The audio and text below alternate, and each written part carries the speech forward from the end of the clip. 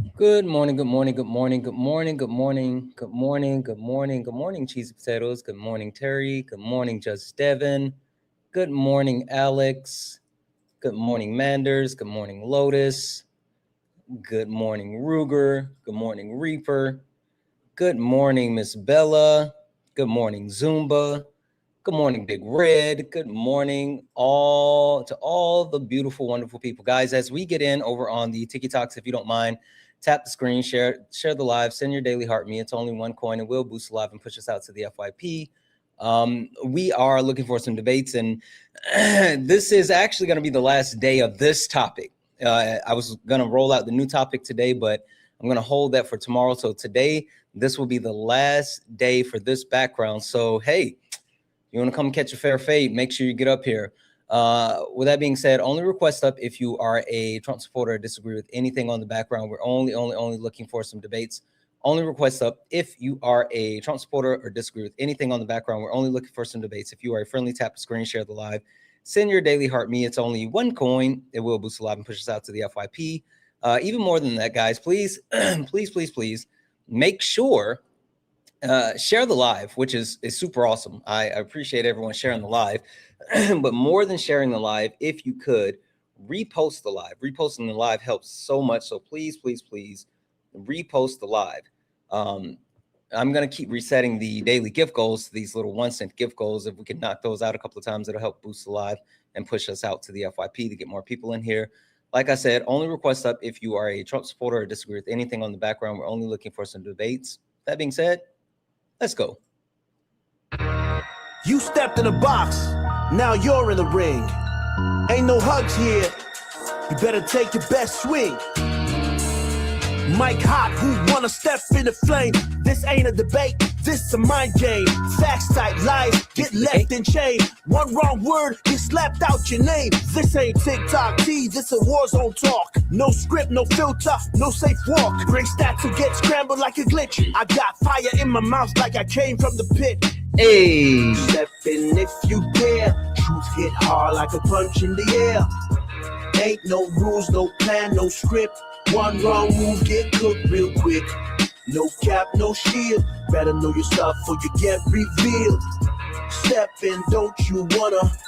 Sparring with Santana. I don't care what you claim or your background. Facts only, if not, get clapped down. Whether you're left or right or you don't even vote. If your logic is weak, I'll sink your boat. Hey. You talk slick, but you ain't got source. Nope. Just vibes, that ain't power, that's force. I'm the test, the trap, the trip, the call. Hey. You slip once, I'm snatching it all. Yo, step in if you dare. If you dare. Get hard like a punch in the air. Punch in the air. Ain't no rules, no plan, no script. Yeah. One wrong move, get cooked real quick. No cap, no shield. No. Better know your stuff or you get revealed. Step in, don't you wanna? Sparring with Santana. Step in if you dare. Get hard like a punch in the air. Ain't no rules, no plan, no script. One wrong move, get cooked real quick. No cap, no shield. Better know your stuff or you get revealed. Step in, don't you wanna? Sparring with Santana. Yeah. This ain't a safe place. It is not. This is flame space. It absolutely is. You wanna? Sparring with Santana.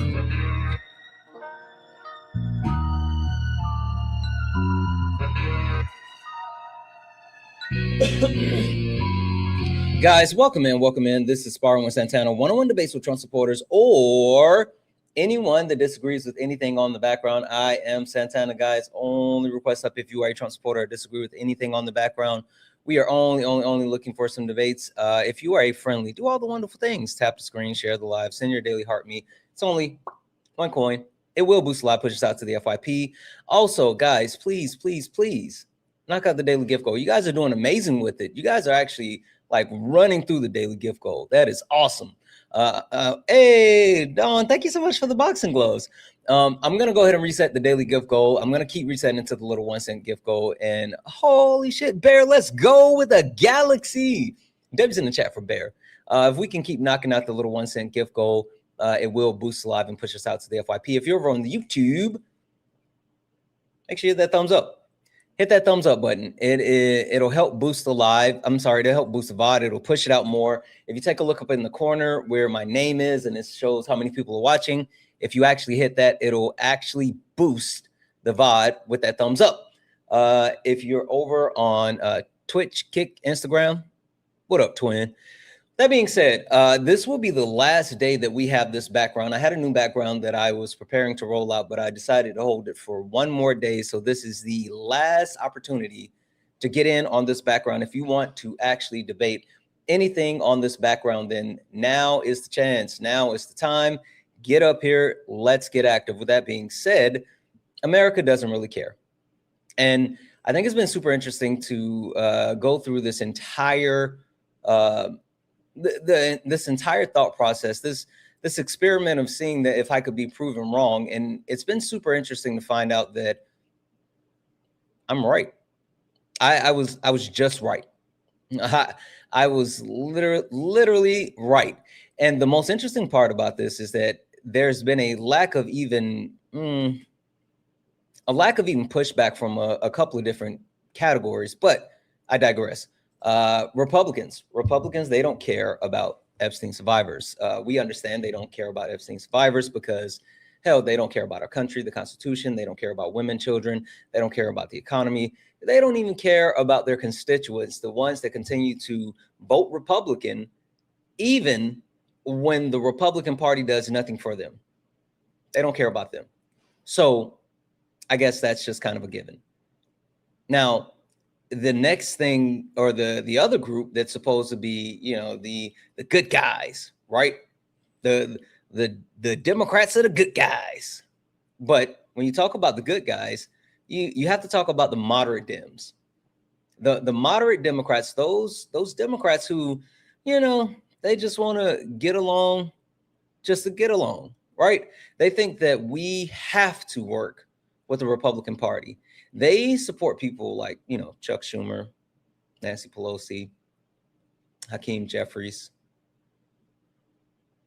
The people who have held power and while holding power done nothing to actually progress the lives of American citizens. The only thing that they've done is enrich themselves and stonewall any type of progressive politicians. I mean, hell, look at how long it took for the Democratic Party as a whole, the leadership within the Democratic Party, to get behind Zohran Mamdani. Wow, Zohran Mamdani was overwhelmingly popular, right? Like, that was the interesting thing to me. Zohran Mamdani was overwhelmingly popular, and at the same time, wait, Kiki said that's reckless. What's reckless, Kiki? What's reckless to say? I'm a little confused. The Dems have went off the rail. Oh, Kiki, guess what, Kiki? Guess what? I'm going to go ahead and mute you because no one cares what you have to say in the comments. You don't get to yip yap in the chat, but I will send you a request. Listen, go ahead and hit that accept button. I don't understand why certain people think that like anyone wants to hear their voices from the comments. I'm not sure why you think that you are so special that you get to yip yap in the chat, but you're not. You're not. If you aren't going to say it with your chest, then don't say it at all. If you're not going to get up here and stand 10 toes down, then you can just hate from outside of the club. I legitimately don't care which one you pick, but I refuse to let you actually just sit in the comment section and thumb thug. Thank you for the corgi. We don't do keyboard warriors around here. You got to find somewhere else. You can sit here and rage watch. Like that's what all of the Trump supporters do. Like they sit here, they watch. They don't turn off the stream because they can't look away. They also don't yip yap in the comments like that anymore because they know for a fact that we got the comment section on lock.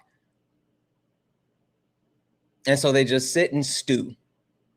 They sit and stew because they can't stop watching because they know it's the truth. Kiki, why didn't you hit that accept button? If the Dems are gone off the rails and it's not true what I said about the Republicans, then get up here. Yeah, that's what I thought.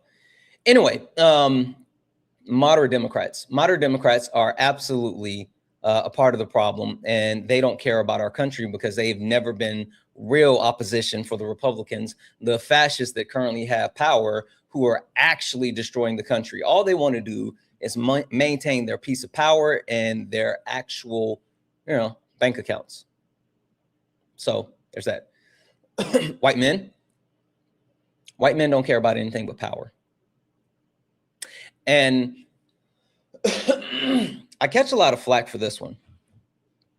Because when I talk about white men not caring about anything but power, then I get the blowback and people like, oh, you just hate white people. You hate white men. I don't.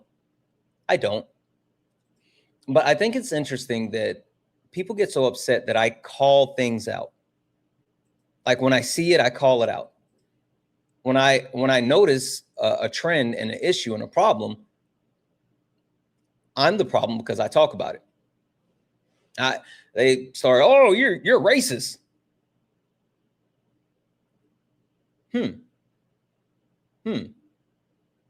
That's interesting. Mike, you said that's a childish argument. Okay, listen, I'm going to go ahead and send you a request. I'm going to mute you. Mike Barron, if that's a childish argument, come up here and defeat it. If my arguments are childish, then it should be nothing but child's play to actually debunk anything that I've said. Don't worry, I'll wait.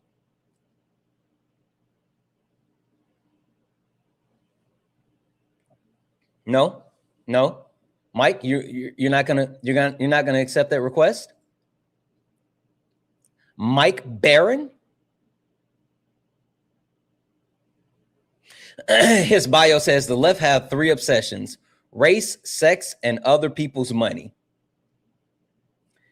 Mike, accept that request. I want to talk to you about the 3 obsessions of the left: race, sex, and other people's money.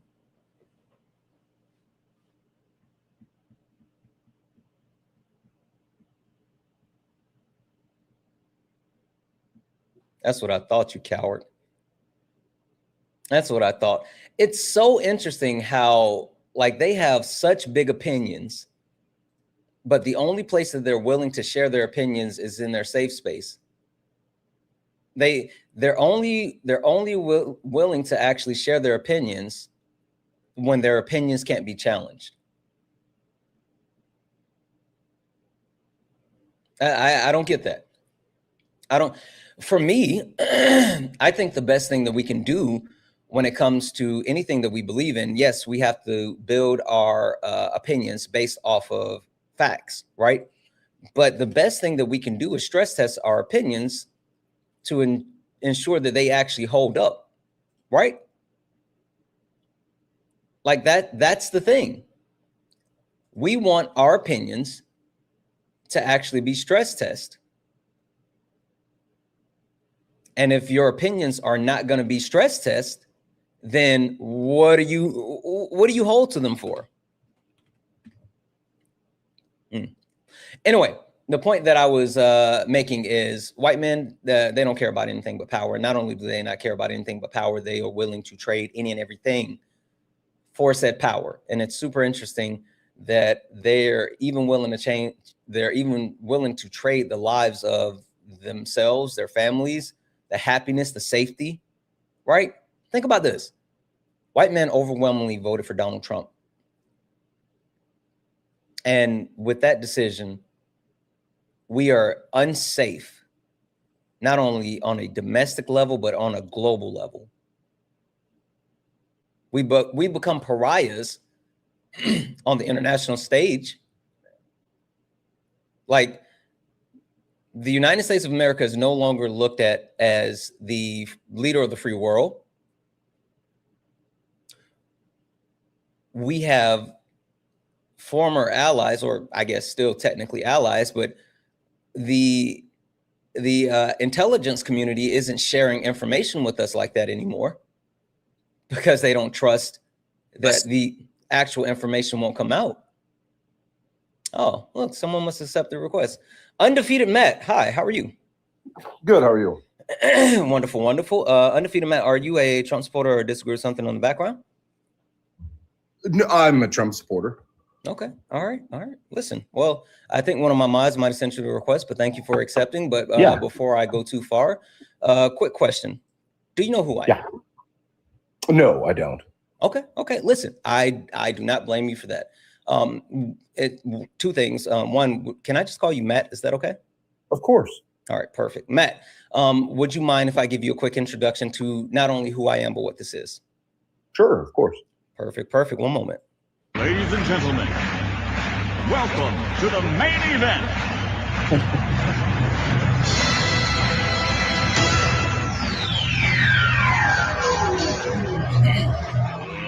Let's get ready to rumble!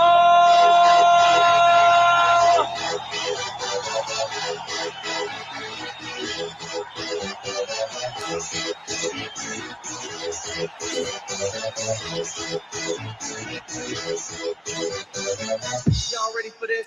Guys, welcome in, welcome in, welcome in. This is a Sparring with Santana, one-on-one debates with Trump supporters or anyone that disagrees with anything on the background. I am Santana, and guys, only request up if you are a Trump supporter or disagree with anything on the background.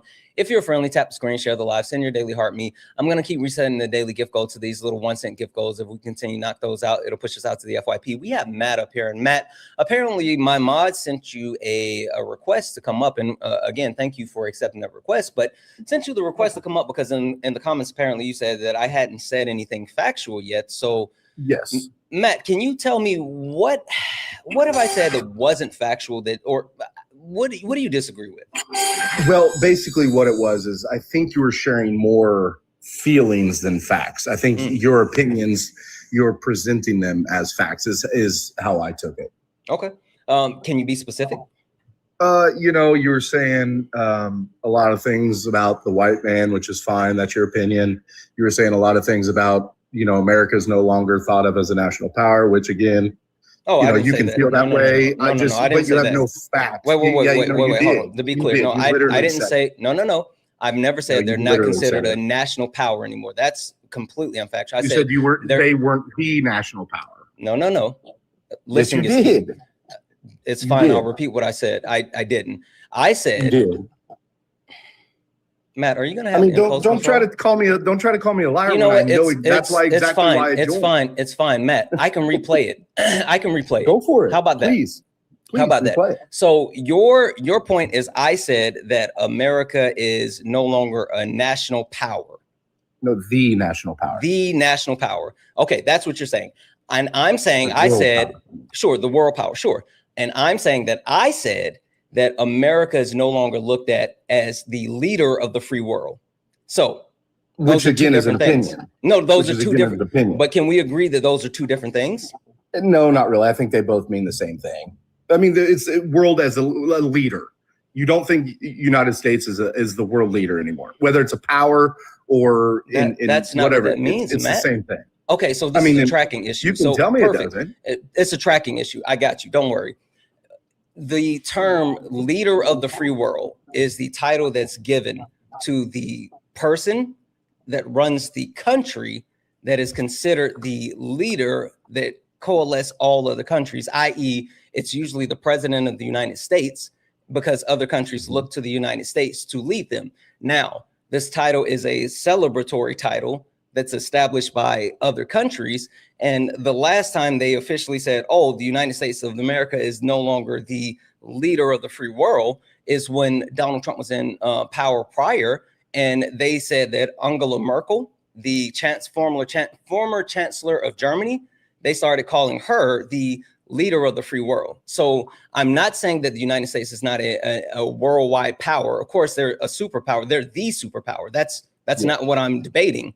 I'm saying that as far as being considered the leader, i.e. the country, the group of people that everyone looks to as like the moral compass and the direction of the world, they no longer consider us that. So do you understand the difference? When did we lose that? When did we lose that? when Donald Trump started to threaten to annex Greenland, to invade Cuba, started issues with Venezuela, completely disregarded what was happening in Ukraine, told other countries that they needed to do more with NATO, pulled us out of the World Health Organization, pulled us out of the Climate Paris Accords, threatened to actually bomb 92 million Iranians, like those global things. So let me get your opinion on this. Do you think NATO countries shouldn't give more? You think that was a wrong thing to ask of them? No, I think that so no. Wait, the answer is no. The answer is no. But follow-up why question do you to use it against Trump? Sure. The follow-up question for you: do you know how the actual determination of the money that's given to NATO is made? Probably GDP. Right. Right. So I don't think that they should, quote unquote, give more. I do think that countries should give according to their GDP and the agreed upon amount. Now, giving more is a different statement. So you don't think anything should have been increased per country like what Trump did? He asked for them to, hey, let's give a little bit more here. You guys aren't giving nearly what you should be. Do you think that was no? You don't think that was a good again, thing? It's not based off of what they think it should be. It's based off of the agreement, a percentage based off of their GDP. I'm good with that. I'm good with saying like, hey, if you're not meeting your actual GDP required amount, then like, let's pick it up. That's fine. I'm good with that. But I'm also not advocating for like, oh, you should just be giving more because the dollar amount that we give is larger than the dollar amount that you give. I'm not good with that. No, I know, and Trump did not believe that as well. I mean, well, so what do you mean giving more then? Well, giving more than what they have been. I don't believe everybody was giving what their full GDP was asking them. And I think GDPs have changed since the agreement of NATO long-standing. And I think it needed revised. I mean, I think we can all agree on that. It's been 2%, and the countries, I know that, but it shows what countries do and don't meet that 2% threshold. And fun fact, United States of America isn't even the biggest contributor based off of GDP. I'm not saying there. I'm just saying I don't think it's a problem to renegotiate over time. Renegotiate what? There hasn't been any that they give more. That they give more percentage.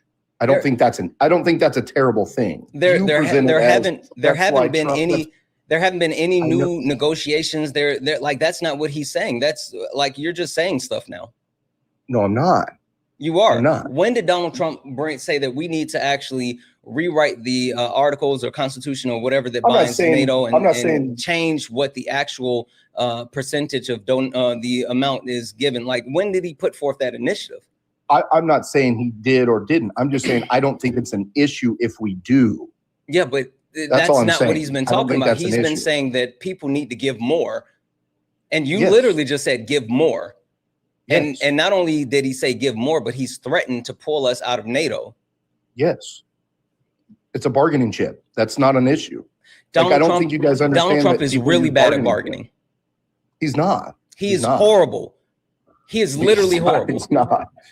Tell me. I mean, that's your opinion, and that's fine. That's fine. You can think that. But tell me the last successful negotiations that Donald Trump was a part of, in any way, shape, or form. I mean, he did what he's done in Iran. Iran has been good. No, it hasn't. I believe what's currently happening in Iran. Please don't spam. Please don't spam. I just said one. You asked me what I think. Yes, I said name one. You're trying to spam random stuff so we can't talk about it. Cool. Like you started to actually go on. Okay. He didn't.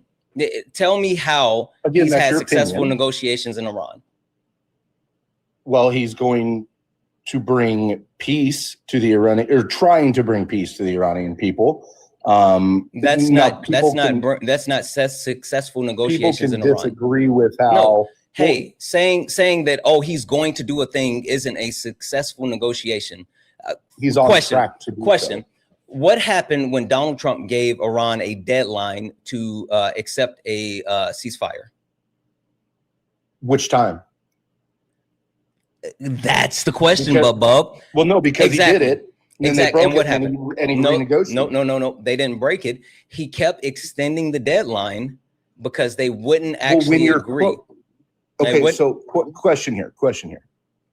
You guys get mad that he doesn't extend peace talks and he goes and bombs, but yet when he extends peace talks, you held it against him. Does that make sense? It's not well, what you I'm just saying. did. You just did. You said he extended I know. Again, negotiations.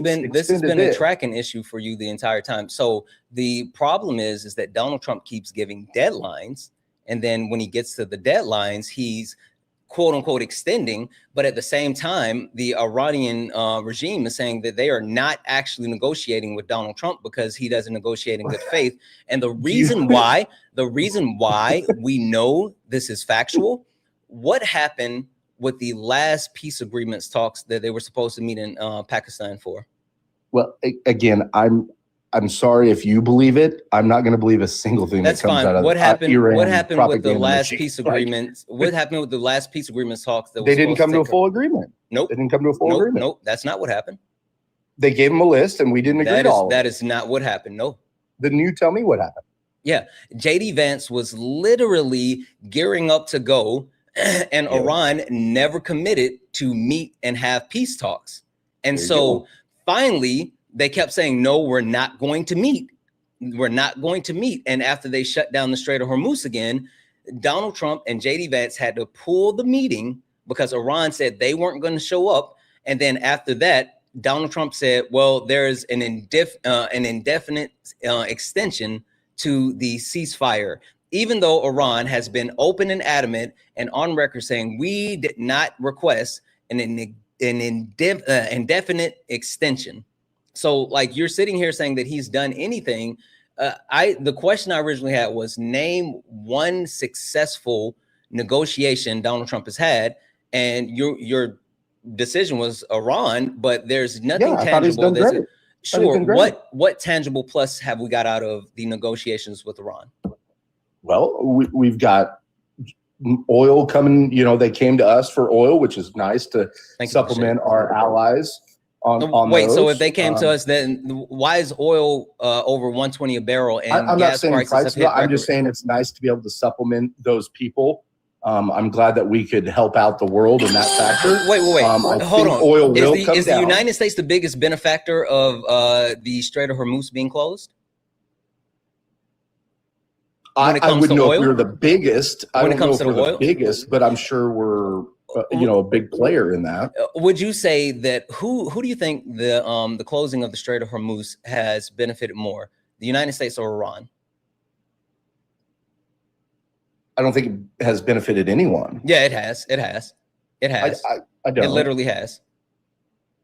It's benefited Iran. Yes, Iran. It's benefited Iran for a multitude of reasons. Number one, the United States of America lifted the sanctions on Iran. Literally lifted the sanctions on Iran in order to be able to buy oil. So while we're engaging in conflict, they're allowing the sanctions to be removed. So Iran has been able to sell their oil and make money hand over fist, while at the same time charging ships that come through the Strait of Hormuz. Yeah, we put a stop to that. No, they didn't. Stop to that. No, they didn't. They did. Yeah, they're still there. Okay, give me most proof. Certainly did. Give me proof.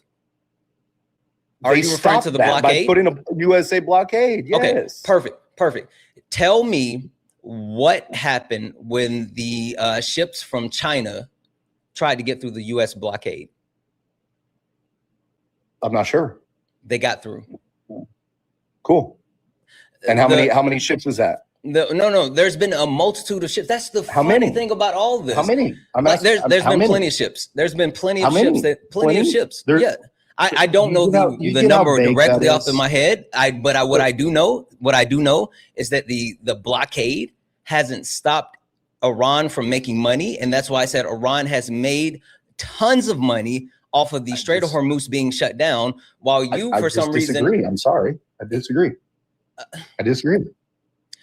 I'm sorry. So, you can get exasperated all you want. I disagree. You disagree. No, it's not about being exasperated. It's about you just saying shit without facts. So if I'm telling you, you are literally doing the same thing. Okay, what's not factual about the sanctions being removed from? That's a plethora. One of a plethora of the things you've said without. What happens?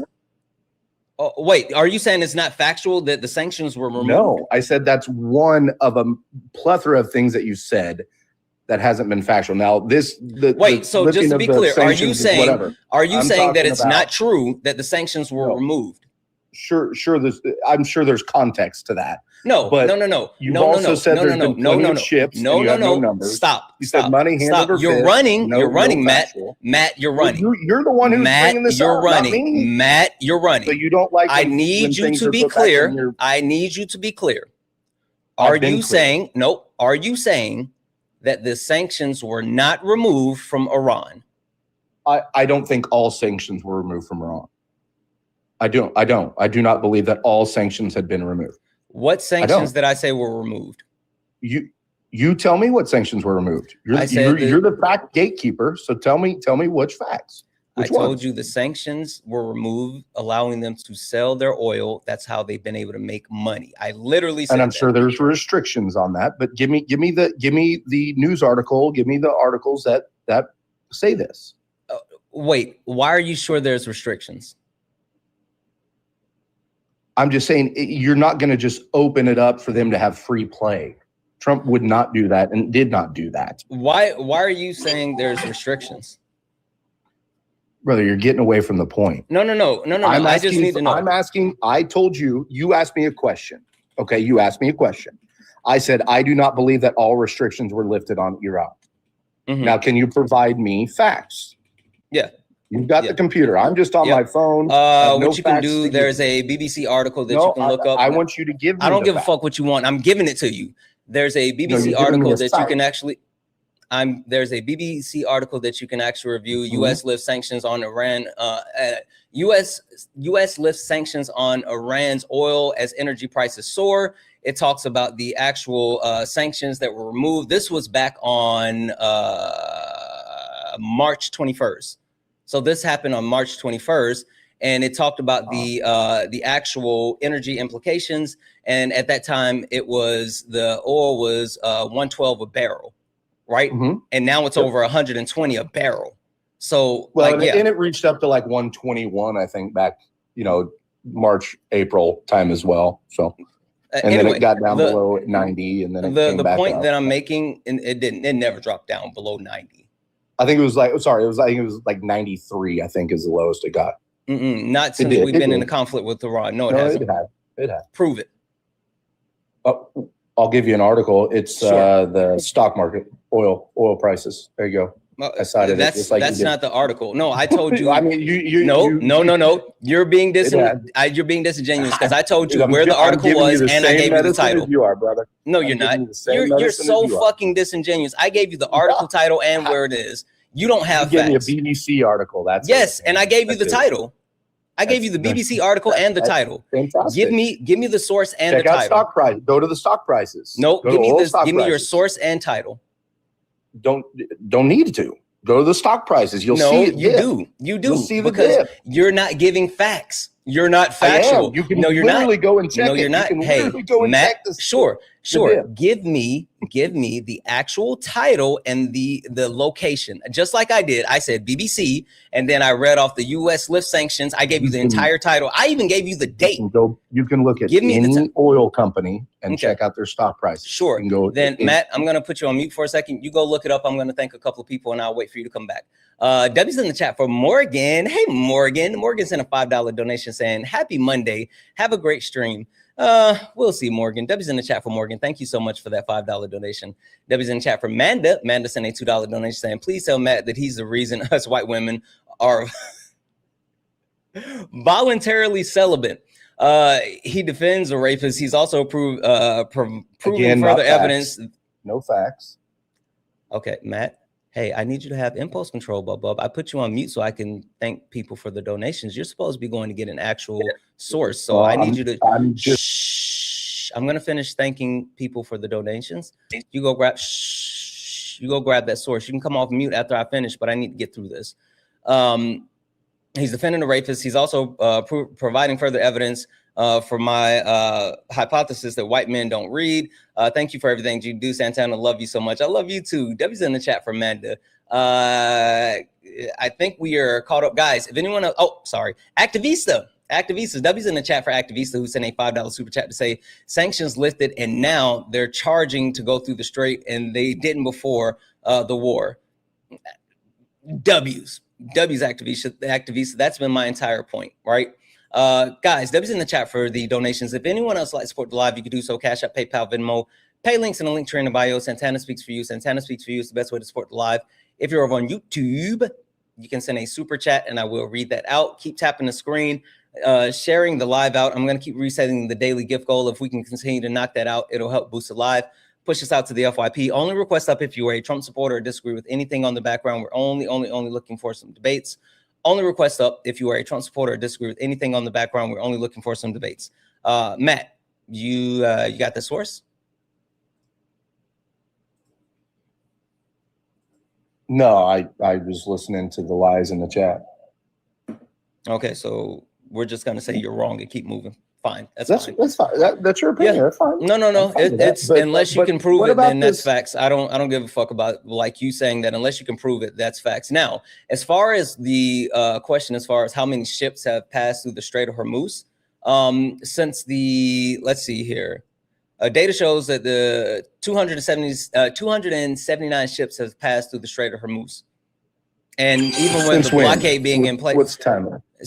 This is from April the 14th. Okay. From April the 14th. And even with the blockade being in place, there have been attacks, right? And there's been 279 ships that have made it through. And with 279 ships making it through, 22 of them have been attacked. When did the blockade start? I don't know. Go look it up. Oh, okay. So that article really doesn't hold merit yet. No, when did the blockade start before April 14th or I don't know. Go look I'm it not up. sure. Go look it up. Okay. That April 14th hasn't been a month ago. Like I'm not sure what that has You're to right, do with it anything, hasn't. but you go look it up. I'm not sure what that question has to do with anything.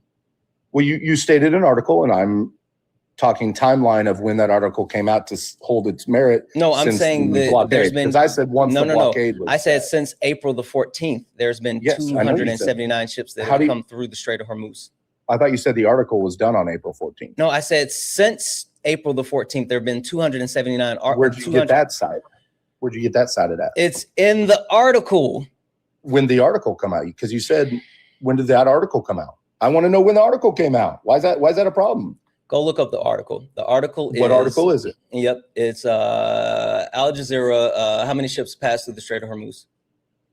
Al Jazeera. Mm-hmm. Oh, okay.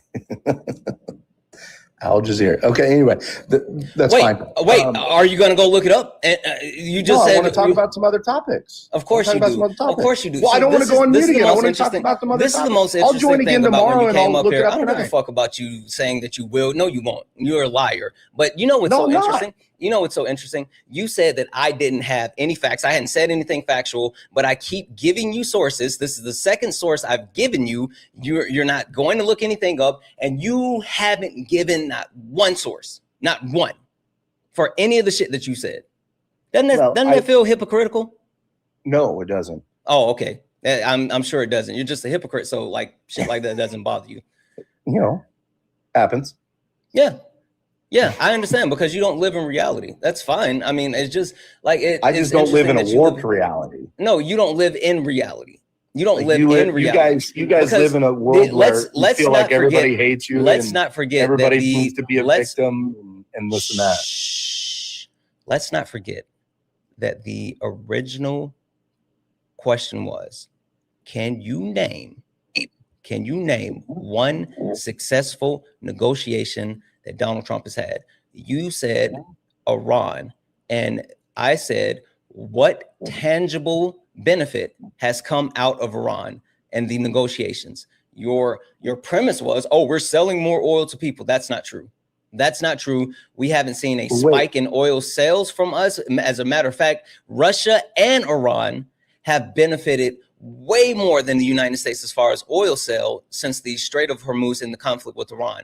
Now, I'm still waiting on any successful, tangible benefit coming out of the negotiations from Donald Trump and his administration, because one, They haven't agreed to any type of ceasefire. They haven't agreed to any type of peace. 2, Donald Trump said that they were going to do a regime change, but they still have everyone in power except the former Ayatollah. The former Ayatollah. The former Ayatollah's son. I'm sorry. The former Ayatollah is dead. His son took place, but the way that it's set up, the way that it's set up, they have multiple levels and multiple chains of command.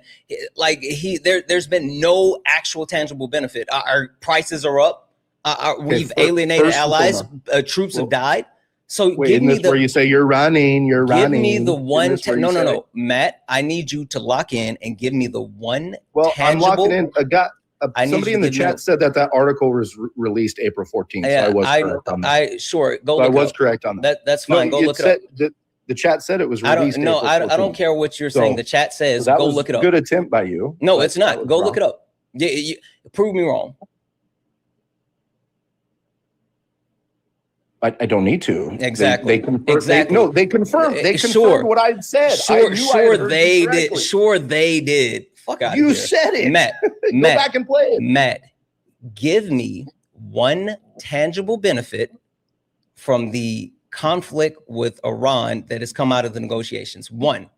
Well, I'll talk about from an Iran's person point of view, and they are praising Donald Trump for releasing them from that regime.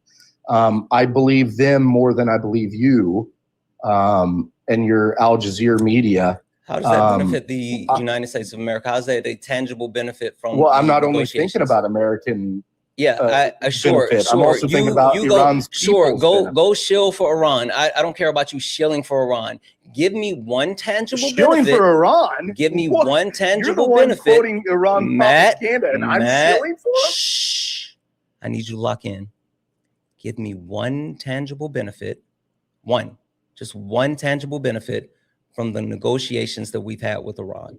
Just one. Because my entire premise is that Donald Trump is horrible at negotiations. That's why the Republican Party doesn't pass legislation, because they don't know how to negotiate. And Donald Trump has had failure after failure after failure. Even if you take a look at the tariffs, he was supposed to do 90 deals in 90 days. That hasn't happened. Now give me that one tangible benefit that has come out of negotiations with Iran.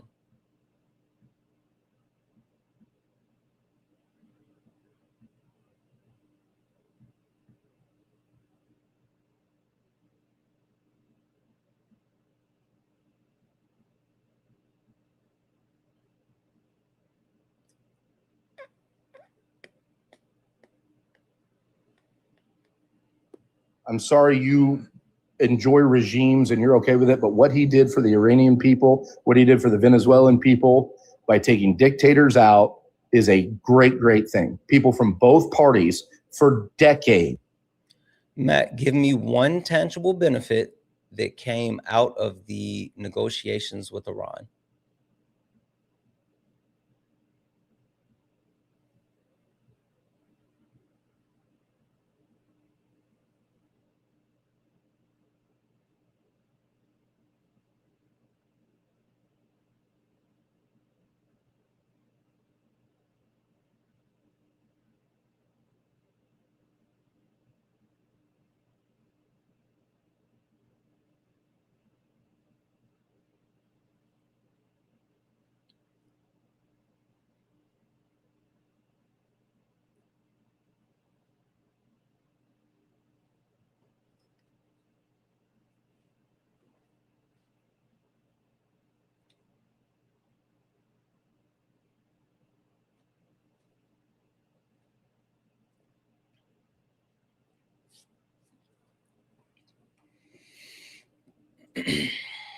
W's in chat for Roanne for the $3 donation. Say, may the 4th be with you. Thank you for what you do. Thank you so much, Roanne. Thank you for the donation, and may the 4th be with you as well. W's in the chat for Ghoul for the $4.99 super chat to say, it's so ironic that Matt is crying about you not backing up your points with sources, but when he runs away and when acts at the same time, typical conservative. W's in the chat. W's in the chat for Trey for the $5 super chat. Say, at first when they went through, the leadership was all gone and they were happy, yes, but they aren't since then. They've been living under turmoil because of Trump. Absolutely. W's in the chat for Trey and for that super chat. Guys, if anyone else likes to support the live, like Emily sent a $5 donation saying Matt really needs to change his name. What a joke. Love you, Santana. Love you too. W's in the chat for Emily. If anyone else likes to support the live, you can do so. Cash App, PayPal, Venmo. Pay links in the link tree in the bio. Santana Speaks For You. Santana Speaks For You is the best way to support the live. If you're over on YouTube, you can send a super chat and I will read that out. Only request up if you are a Trump supporter or disagree with anything on the background. We're only looking for some debates. Only request up if you are a Trump supporter or disagree with anything on the background. We're only looking for some debates. If you're a friendly, tap the screen, share the live, send your daily heart me. It's only one coin. It will boost the live. Push us out to the FYP. Matt, do you have that one tangible point that has come out of negotiations with Iran? Yeah, I already said it. I already told you. And is your chat always okay with body shaming? Matt, I don't give a fuck about you sitting here trying to virtue signal. Stop it. No, I'm asking. I'm asking. Listen, Matt, go clutch pearl somewhere else. I don't I'm asking. I'm not. I don't know and I don't care. Are you okay with it? I don't know and I don't care. Go fucking cry somewhere else, you snowflake. You watch your chat. Like, no, I'm not crying. Lock in. I don't care about your virtue signaling. I don't. You have no moral high ground. You support a literal rapist. Lock the fuck in. Don't run. Answer the question.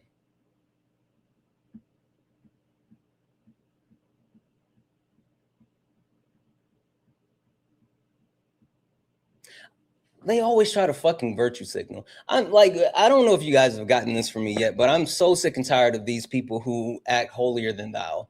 Like, it's such a weird position. Such a weird position. No one's acting holier, and now I just asked a question. And then you said literal rapist. What do you mean by that? Yeah, please answer the question. The question is, what is the one tangible benefit? I've given you four. No, you haven't. You haven't. How's that tangible? What is it? What does it mean tangible? What does tangible mean? What does tangible mean? I'm not chewing the cut again, man. What does tangible mean? We either move on or I'll move on. Okay, then leave. Leave, asshat. You don't want to talk about anything. Go. Tell me why. Tell me how he's a rapist. No. You're trying to run.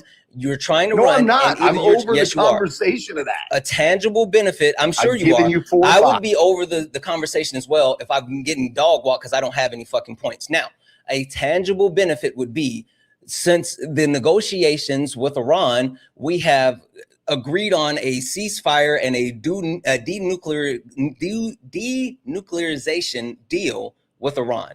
That would be a tangible benefit. A tangible benefit would be, well, since the negotiation started, we've agreed to open up X, Y, and Z specific trades with them. Since the actual ceasefire and negotiations with Iran, we've agreed that they're going to completely revamp their structure, their power structure, to ensure that the Iranian citizens aren't being killed anymore. Those are actual tangible benefits. You saying that, oh, people are happy. Like, that's not a thing. So tangible benefits also keeping them out of nuclear weapons. That's a good tangible benefit for what we did, for the actions Trump took. Tell me when they were actually took out their nuclear capabilities. Tell me when they were in nuclear weapons. They were building nuclear weapons. Sure. They were weeks away. What's your source on that? The government. What government? The U.S. government. Who specifically? The Secretary of Defense. So you're saying that Pete Hegseth said they were weeks. You're saying Pete Hegseth said they were weeks away from. Sure, give me that source. When did Pete Hegseth say that? It's been in multiple of his addresses. Sure, man. just give me one. Give me one, and I'll pull it up and play it right now. Give me one where he said that they were weeks away from having nuclear weapons. It's all over the news, man. Sure, that's fine. Tell me one time. No, tell me one time. Tell me one interview. I will pull it up. I will play it. All of his addresses. All of them. That's look not at any of his addresses about the nuclear talks. Give me one specific one, Matt. Because you know what I'll give you. There was one in March. March. There you go. Mid-March. Mid-March is okay. So you're being disingenuous. I can't remember this is what I'm going to do. It's fine. It's fine. This is how I would give the source. And this is why I say that they weren't weeks away from having nuclear weapons, because the head of national intelligence, Tulsi Gabbard, under sworn testimony in front of Congress, stated that not only did they not have nuclear weapons, but they had not restarted their nuclear program since 2008. Under oath in Congress. Now, Matt, I can play that video. I can play that sound for you from Tulsi Gabbard, the head of intelligence, handpicked by Donald Trump, who said that. Now, can you tell me your source? Yeah, Pete Hegseth. When?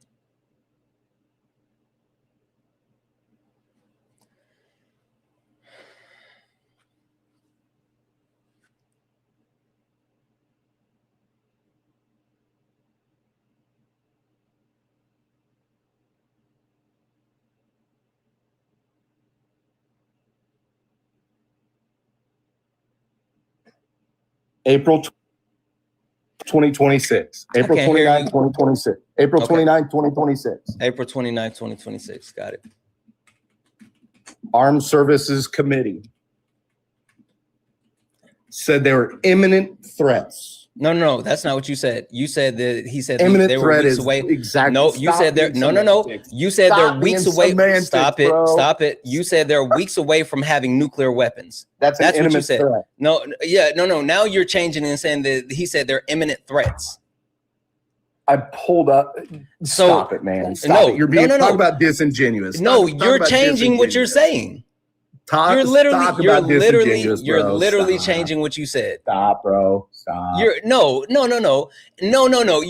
literally changing what you said. You're changing what you said. Imminent threat means they are very close. It's a very close threat. No, who says that? How are you getting that interpretation?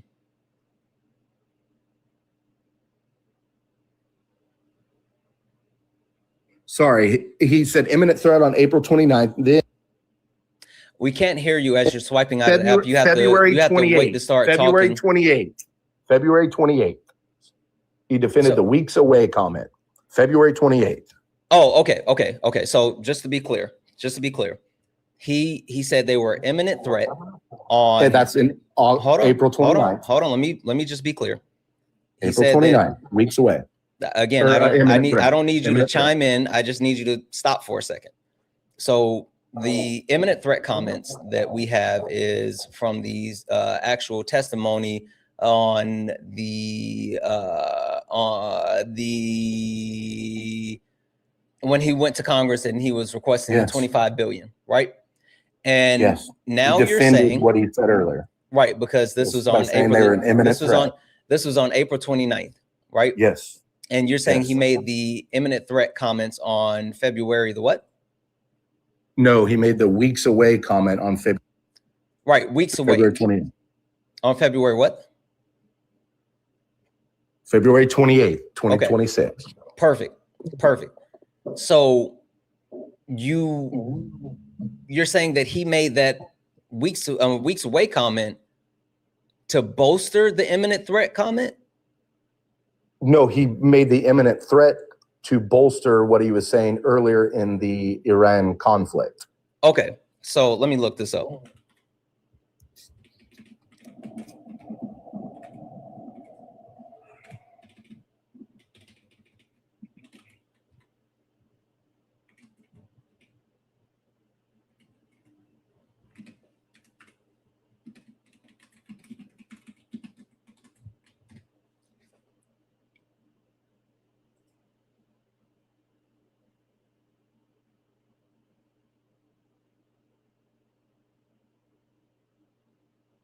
So help me understand, on February the 28th, right? Where did he make this statement at?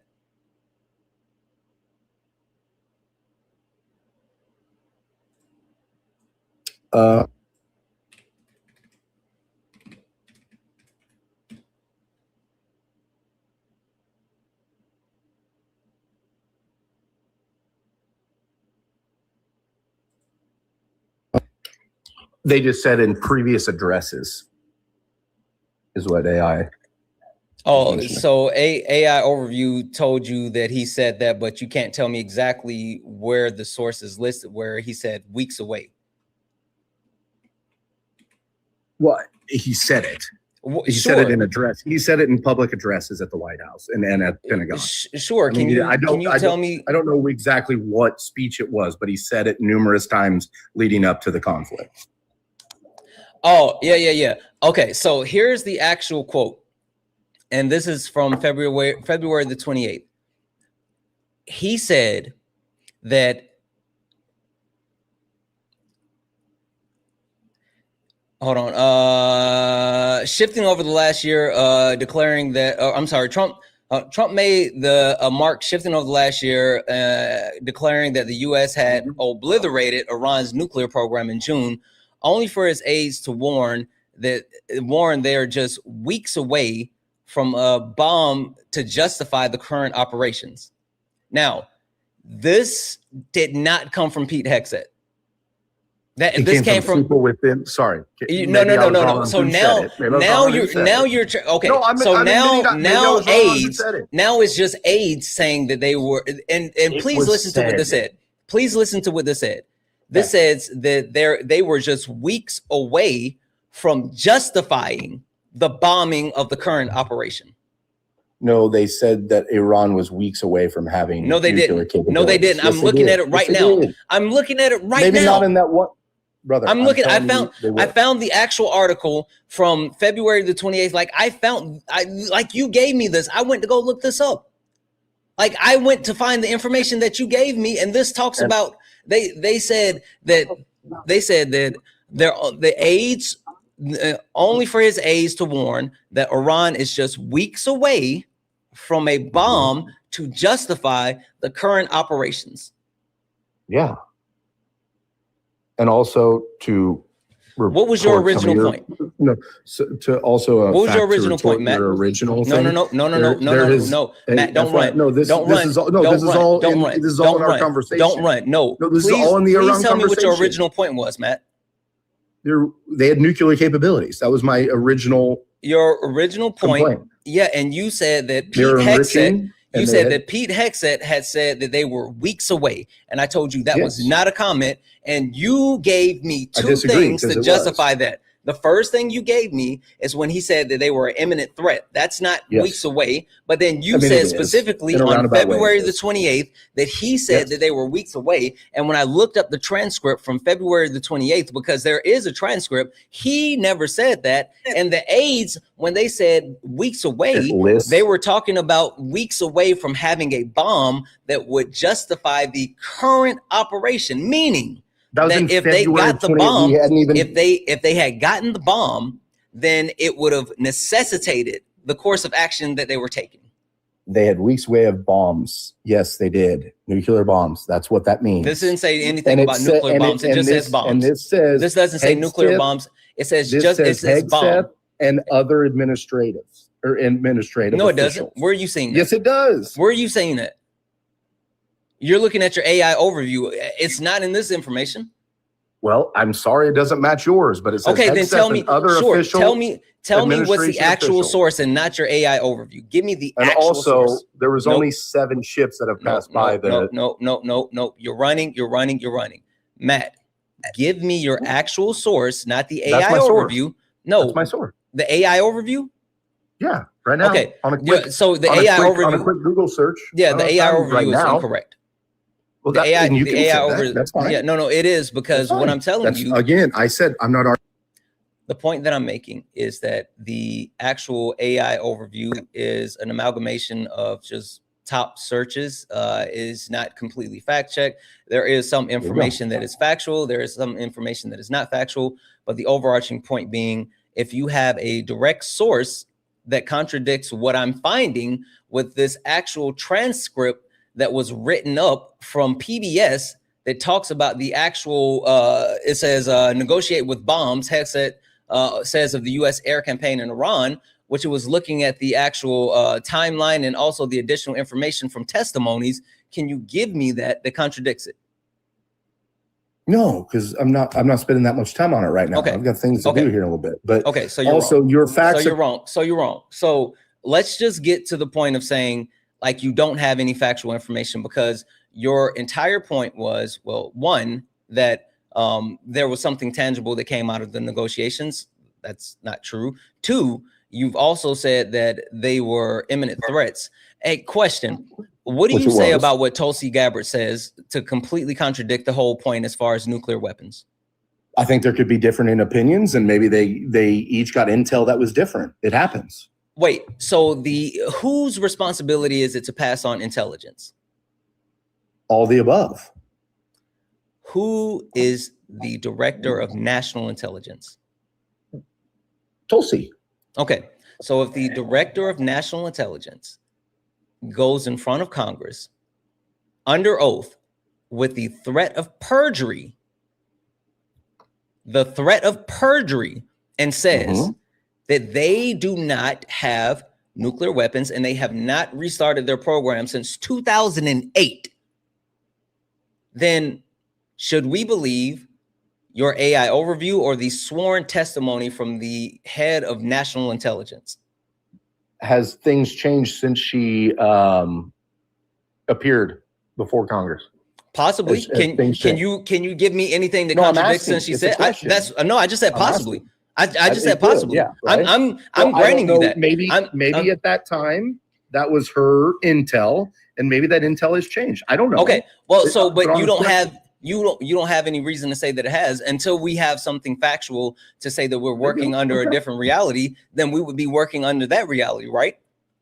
Sure. Okay. I'm fine with that. So they don't. So you can agree that they don't. Sure. Okay. So you admit that you were wrong. Perfect. Yeah. Thank you. See how that W's for me. That's all I needed. A concession. You didn't have facts. That's all I needed. That's all I needed. That's all I needed. Thank you for being insufferable. Thank you for being insufferable.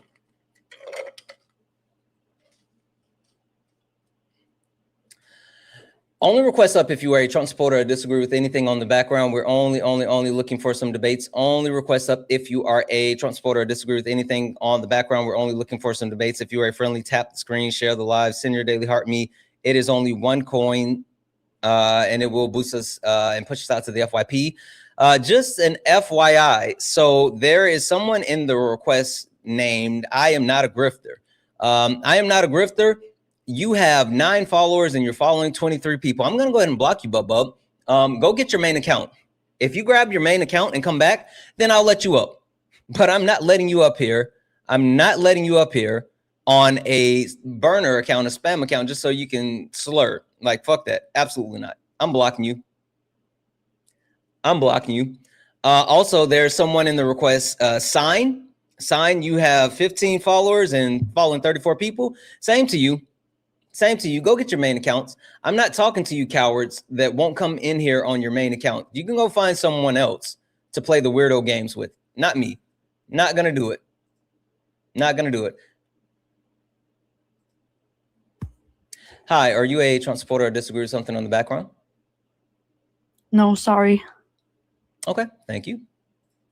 Justin said, blocking people over follower accounts. Are we dead ass? No, Justin, I'm not blocking people over follower accounts. I'm blocking people because people come in on their spam accounts, and it's usually the accounts where they follow 3 people, 4 people, 5 people, have 3 or 4 or 5 followers. They come up and the first thing they do is slur, or they turn on the camera and do weird shit. And so, yes, yep, clear boundary. Absolutely clear boundary. Absolutely clear boundary. Only request up if you are a Trump supporter or disagree with anything on the background. We're only looking for some debates. Only request up if you are.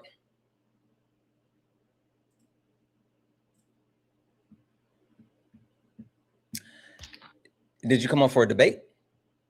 You know who I am. I just saw you in the comment. Did you come up for the debate? You know who I am. You blocked me before. Why did I block me before? Because you couldn't handle the heat, bro. Did you get a permaban? I don't know. You asked me, but you banned me on one account, so you know who I am. Wait, hold on. Did we do like a an actual collecting money for a permaban? That's all you Dems do. You guys just care about the money. That's the question. No, answer my question. Like, is that all you guys care about is collecting the money from people, taking money from people that could use it for? I need you to hold your horses. Hey, mods, can we check? It was Justin a permaban? Like, is that why he was blocked? If not, just let me know. I'm just trying to verify was he a permaban now. So let me guess. Your mods are the ones. I don't know who you are. That's why. I legitimately don't know who you Santana, are. you know who I am. I have no idea who you are. Yes, you do. Why would I know who you are? I legitimately don't know who you are. You're not special. I'm telling you. I'm sorry. It may hurt your fifis, but I don't know who you are. Who the fuck says fifis, bro? You're a grown ass man. You can't say feelings. And I just said nope. It's the fifis in your tum tum, bub. Anyway, Mods, can someone verify? Was he a permaban or what happened? I don't know. I don't know who he is. I have no idea. So I wouldn't even be able to say.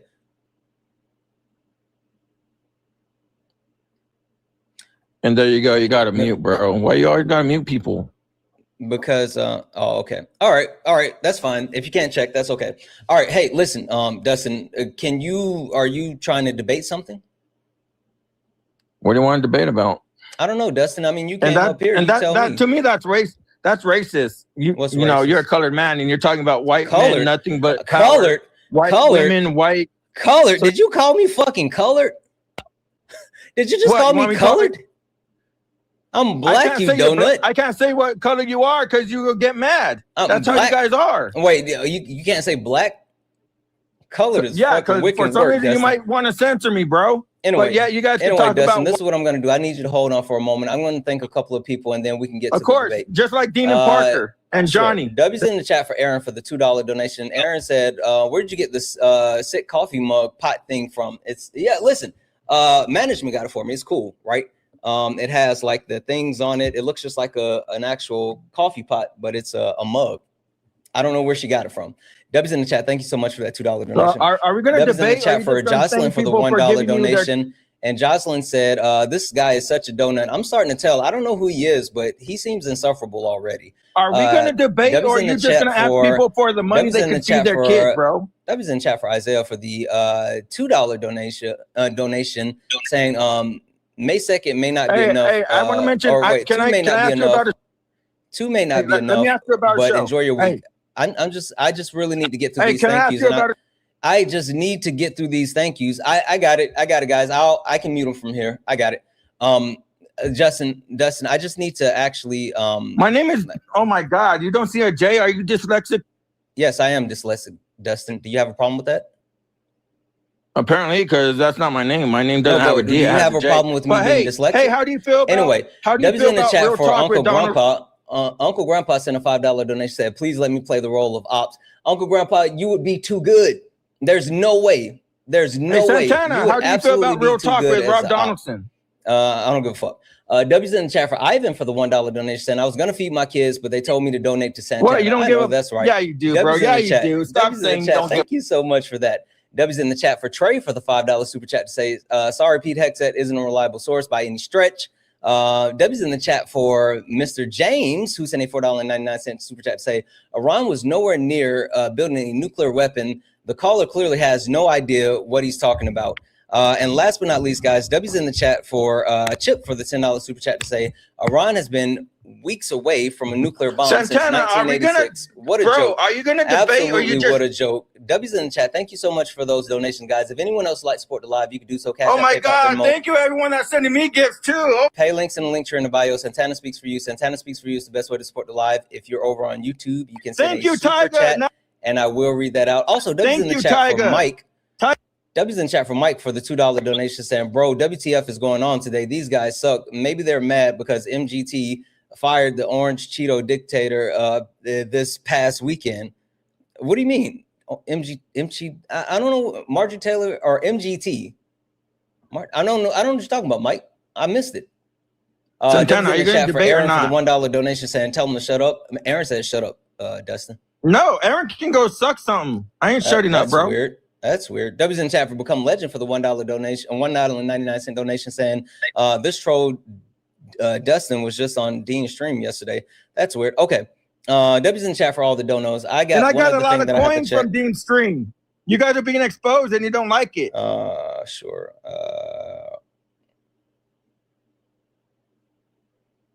Hey, what's your just the Oh wow. Yeah. The AI just banned you. The AI just banned you. I was just about to check and see if that was I just see what you just saw or just said. I was just gonna, yeah. Well, I'll keep that in the back of my mind. Justin, you requesting back up, you donut. Like literally TikTok banned you. TikTok gave you a flag. Why would you request right back up? You think I'm gonna bring you back up here after even the TikTok AI said that you crashed out? Ain't no way. Ain't no way. Ain't no way. Only request up if you are a Trump supporter or disagree with anything on the background. We're only looking for some debates. Only request up if you are a Trump supporter or disagree with anything on the background. We're only looking for some debates. If you are a friendly, tap the screen, share the live, send your daily heart me. It's only one coin and we'll boost the live and push us out to the FYP. Ricky said Santana's running. How, Ricky? How, Ricky? Ricky, I'm going to mute you, Bub. And now I just sent you a request. Let's see who runs. I just sent you a request. Come up here. If I'm running, then, Ricky, why are you denying that request? I thought I was the one running, Ricky. Coach 956. Ricky, stop. Ricky, stop denying the request. You said I'm running, but you're denying the request. Oh, Ricky, you've denied my request multiple times, but I'm running. Listen, okay, Ricky, this is what we're going to do. I'm going to send you another request. And if you don't accept the request, I'm just going to block you and deem that you're the ultimate runner. This is your last chance, Ricky. This is the last chance to show that you're not a runner. Sent that request. Come on, Ricky. Accept that request, Ricky. Don't just let it sit there and time out either, you coward. Because that's what they like to do. They like to actually sit there and just allow it to time out.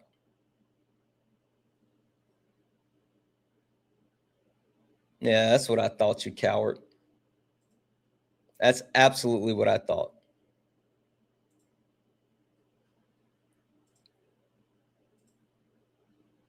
Absolutely what I thought.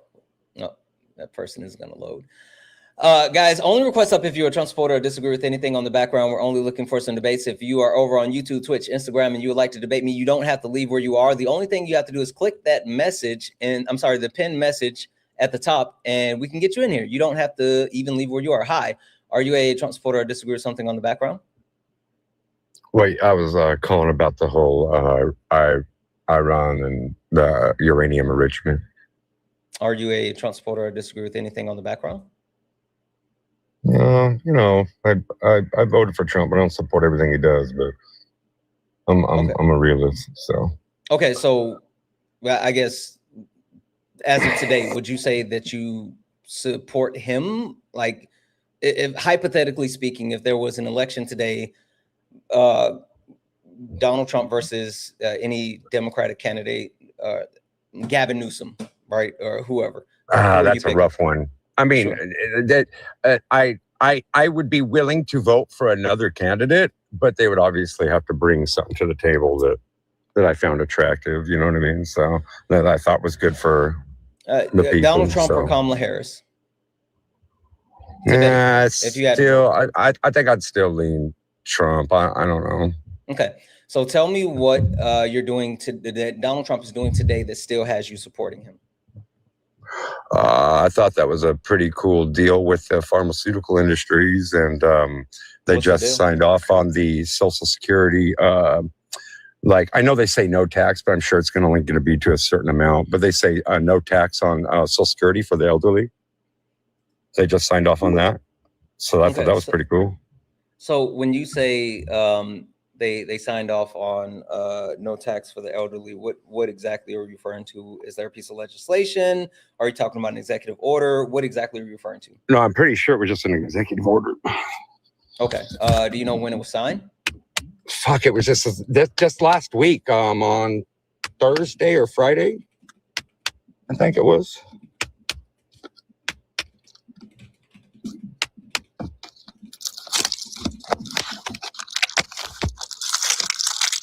But I'm sure they're going to have a cap on it, just like they did. Okay, so like the no tax on tips and no tax on overtime. It's like they fluffed it up. It's obviously not no tax. It's up to an amount. So that part sucks. I wish they wouldn't say stuff like that and then have it like it's like a backhanded compliment. You know what I mean?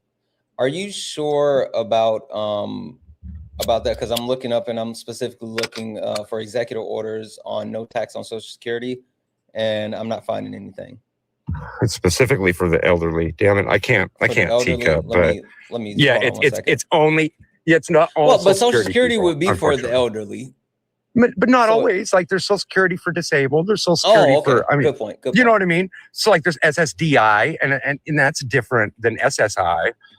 So just it's only for elderly folk though.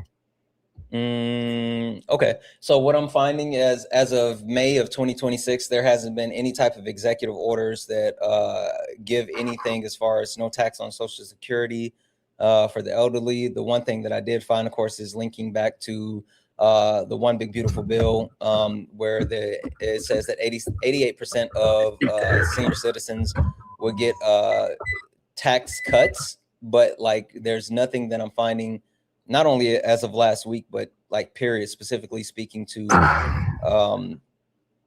no tax on Social Security. Even the BBB says like they're changing the deductions, and so they were saying that for elderly, there's a new senior deduction for $6,000. Standard deduction is $15,750. See, I bet you that's the way they mask it. I bet you so they present it as one thing, and it's like backhanded, you know, right? Which is kind of right. booty. But this is from the BBB, like that. See, but again, no, this shouldn't be from current. the Big Beautiful Bill. This was just it was announced like from the White House and everything last week. Man, I wish I could. I'm so sorry. I wish I had more receipts on it. I wish I could give you like an article or something like that. But it's really recent. I watched it. It was presented. They verbally said it out loud. I mean, so it'd be kind of hard to blow smoke like that and say, hey, you know, we're doing this, and then not actually do some form of it. But I disagree. I mean, he does that often. Yeah, about taxes though. I mean, like that's like kind of, I don't know. He does that. That'd be a rough one to come back from. I know he touts and he gets hot headed and he likes to say some shit and then fucking, you know what I mean? He's an emotional speaker. I guess like he's why, an emotional speaker. Like, why do you still support him today then? Because like you don't seem unreasonable. I'll give you that. Like I don't understand why today. He's destroying the country in a multitude of ways, whether we take a look at the economic stance, whether we take a look at the global stance, whether we take a look at like just the quality and standard of living, or even if we take a look at like the social stance, he's destroying our country in a multitude of ways. And so I'm confused as far as why you would even kind of still support him. Yeah, you know, said I did like even though it's capped, you know, there's the tips. Like I said, I wish they'd gone further with it. It's fucking little puny, but even with I think it was part of the Big Beautiful Bill. I got an actual for my bracket, and I changed brackets. I got I started making more money, and I got about a 15% savings on my taxes. And I'm not like a wealthy person. I'm freaking bare. Under today's standards, I'm underneath what you would consider middle class. You know what I mean? I'm just under that. But still, like I did get a savings. I did see it on my taxes where before I would have owed, because I don't have a whole bunch of itemized deductions and stuff. I actually got a little bit back, which was pretty decent. So, and not generous. You know what I mean? I didn't get hardly shit in comparison, but it was something instead of owing, which is who wants to pay the government? Don't we pay them enough? So wait, so is it? I mean, like, let's be honest. Are you saying that the minimum amount of tax deductions that you've received is enough to be willing to continue to support him, even though he's overwhelmingly harming not only everyday Americans but the countries? I don't think that we would have seen the same kind of tax bracket rollback under Democratic leadership as we would have. Unfortunately, in my experience, and I'm a registered Democrat. In my experience, Democrats like the taxes. You know what I mean? And they're pretty keen to them. So I just don't think we would have seen the reduction like that. Even if it's a small reduction, I don't think we would have seen much. But what I'm saying is, are you saying that the small reduction that you've seen is worth the actual destruction of the country in a multitude of ways? Nah, I think that the people, I don't think the country is getting destroyed. I think that people, we can always bounce back. We've had the pendulum swing left to right, you know, a multitude of times. And I feel like the power's in the people, and that we got to be stronger than that and see through our differences and sit at the same table and open up discussions and like, and be civil to each other and be real, you know what I mean? And open up real discussions and talk about why things aren't working or they are working. And I mean, there's not going to be all good or all bad. Like in any candidate, I don't think that anybody is going to be the perfect match. And obviously some people got some more uglies than others, right? We've experienced that. We see that. So I'm a little confused. Can you tell me how is anyone supposed to like sit across the table and in good faith come together with someone who is willing to protect a rapist, a sexist, a classist, a fascist, someone who threatened to kill 92 million Americans, 92 million people, someone who has overwhelmingly caused harm that attacks, you know, transgender people, attacks Black people, attacks, you know, women, someone who has put Nazis into our government. Like, I'm a little confused as far as like the entire premise of, oh, like we've allowed this person to dismantle not only the institutions of our country, but like the standards and morals that our country pretended to have. I'm not saying they actually had it, but pretended to have. And now we're just supposed to like shake hands and be good with those people. I don't think the masses follow that same ideology. What do you mean? I mean, I get that people pick sides, but I don't think that people honestly believe on, let's say there's somebody on the opposing side of yours and they support Donald Trump, right? I don't think that they believe that they're supporting a pedo or anything, you know what I mean? Yeah, For whatever I know. reason, they just say it's not whatever true, justification, no matter what proof they give them. Yeah, like you give them proof and they just say, no, it's not true. So I mean, so there's something to that though, that adds value to the integrity of the person.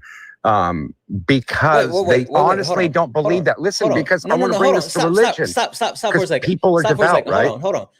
So you're saying that people that are unwilling to actually engage in facts and information, and they believe those things blindly, then that's a positive, and that means they're good faith. I think that shows that the person does have better intentions than one might assume. I don't think that they should be branded or labeled or quarantined or shipped off, or you know what I mean? Just like I don't think that if that you're taking away you guys want to talk about protecting democracy. No, I mean you gotta I'm being a little hyperbolic when I say I do. I'm being a little hyperbolic when I say I do, but I do think that there's something to be said as far as invalidating the opinion of people who won't engage in facts and reality. What I'm saying is, like, I had one guy who sat there and told me that the reason why, or that the border's closed, right? He said the border's closed. The border's closed, right? And I pull up factual information from CPB.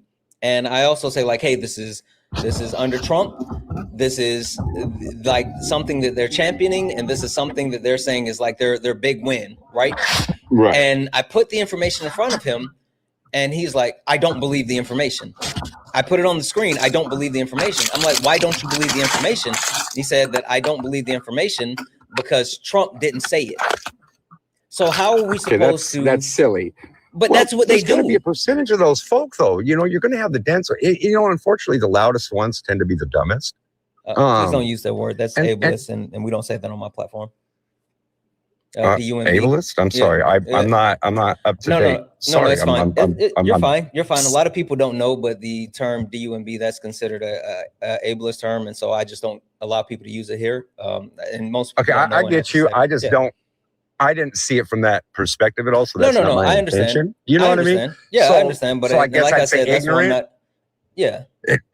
I could say ignorant. Like they're very ignorant or very man, there's just some people that don't. What do we do with that, open, though? you know? What do we do with that when someone is like, because this isn't like, it's not a singularity, right? It's not something that is a rarity. It's literally a majority of the people that we talk to, and they're like, oh, you know, I absolutely, I don't care what you're saying. Donald Trump didn't say it. Donald Trump didn't say it. And then, like, I'll say, even when it comes to like Iran, right? And then we'll say, well, Tulsi Gabbard testified in front of Congress and said that Iran didn't have nuclear weapons. And they'll say, well, she could be lying. And I'm like, we also have was reports. If you go to congress.gov and you actually look up Iran's, there's this whole section of Iran's nuclear capabilities, and it distinctly states things like them dodging, like secretly testing in an offsite, like they didn't divulge what they were doing. It discloses that the only needed enrichment of uranium for regular processes is between 3.67 and 20%, right? And so, and Iran's been enriching it up to 60%. So when you look at the levels, that's 3 times the max of what you need for regular production, right? And then also there was an agreement. Now I know we're not in the agreement anymore.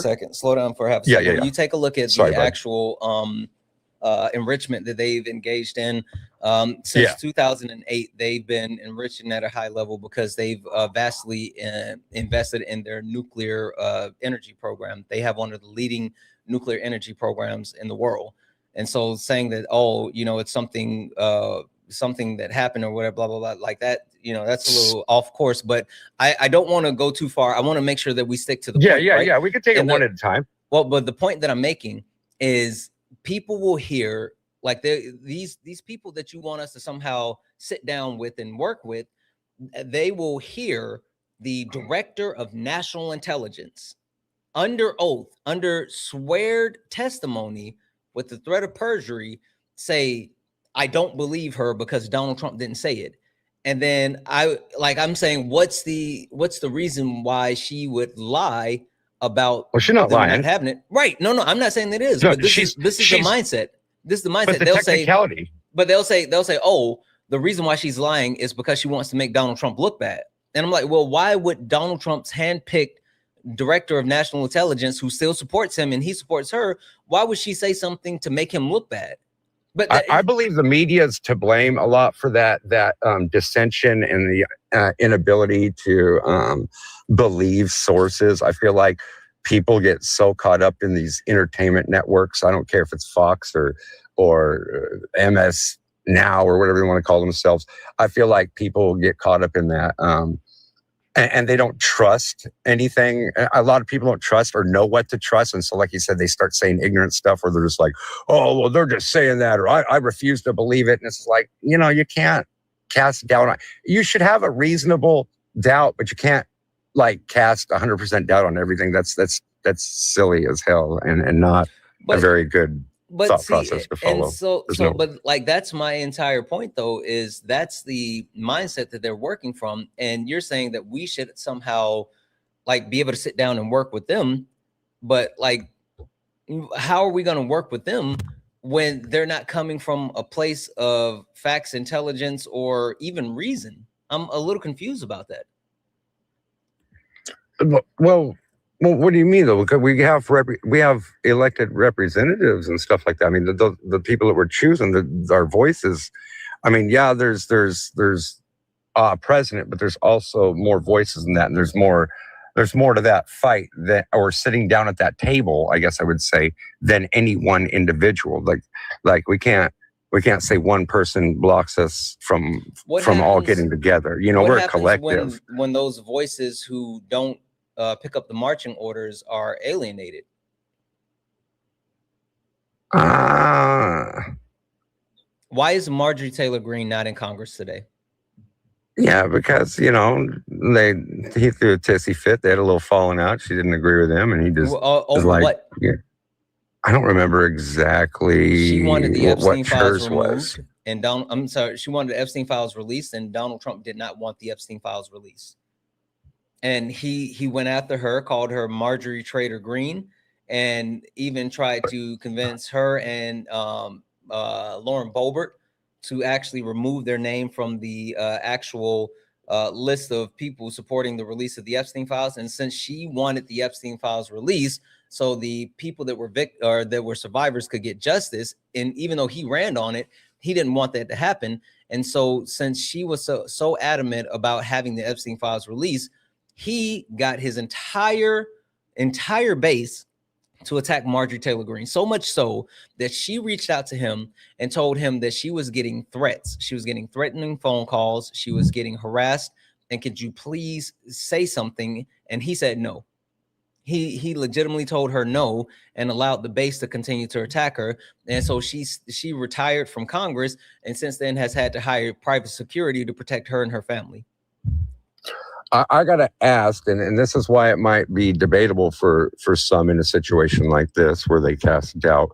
Where is it that, like, officially Trump did not want them to be released or took action to block it from being released? You know what I mean? Because as far as it's been presented, they had touted having them released. You know what I mean? Like, so I'm just asking from, I guess, a naive perspective in this situation where that was like an official deal and not just people saying, oh, not an opinion piece. You know what I mean? It came from Donald Trump. He said he doesn't want them released. He said, leading up to the actual passing of the Epstein Transparency Act, Donald Trump called it a hoax, said that the Epstein thing was done. He said that people shouldn't still be talking about the Epstein files. He told that. Well, he made those. I know he said those things, but did he say that in response to them being released? Wait one second. He said that for any one of his supporters who is still demanding for the files to be released, then he doesn't want their support anymore. And he did all of that leading up to the signing of the Epstein Transparency Files Act. After the signing of the Epstein Transparency, prior to that, the only reason he signed it is because it was veto proof. That it passed through Congress as a veto proof piece of legislation. And even if Donald Trump would have vetoed it, it still would have been passed. So he had no recourse but to sign it. And then after the Epstein Transparency Act was released, not only did they not fulfill what was listed in the Epstein Transparency Act, from releasing all the files, properly redacting information, creating the repository that documents any type of redactions or delays of any type of released files, but he also sent Pam Bondi to testify in front of Congress. And well, Pam Bondi, that's where the famous quote, the Dow was over 50,000 or whatever. That's where that came from, because she wouldn't answer questions. And it got so bad to the point where she got fired because, like, they weren't answering questions. They weren't releasing all the files. And now Donald Trump's current acting attorney general, Todd Blanche, is on the record saying they're done with the Epstein stuff. They're not releasing any more files. It's over, even though they still have about 3 million files that have not been released.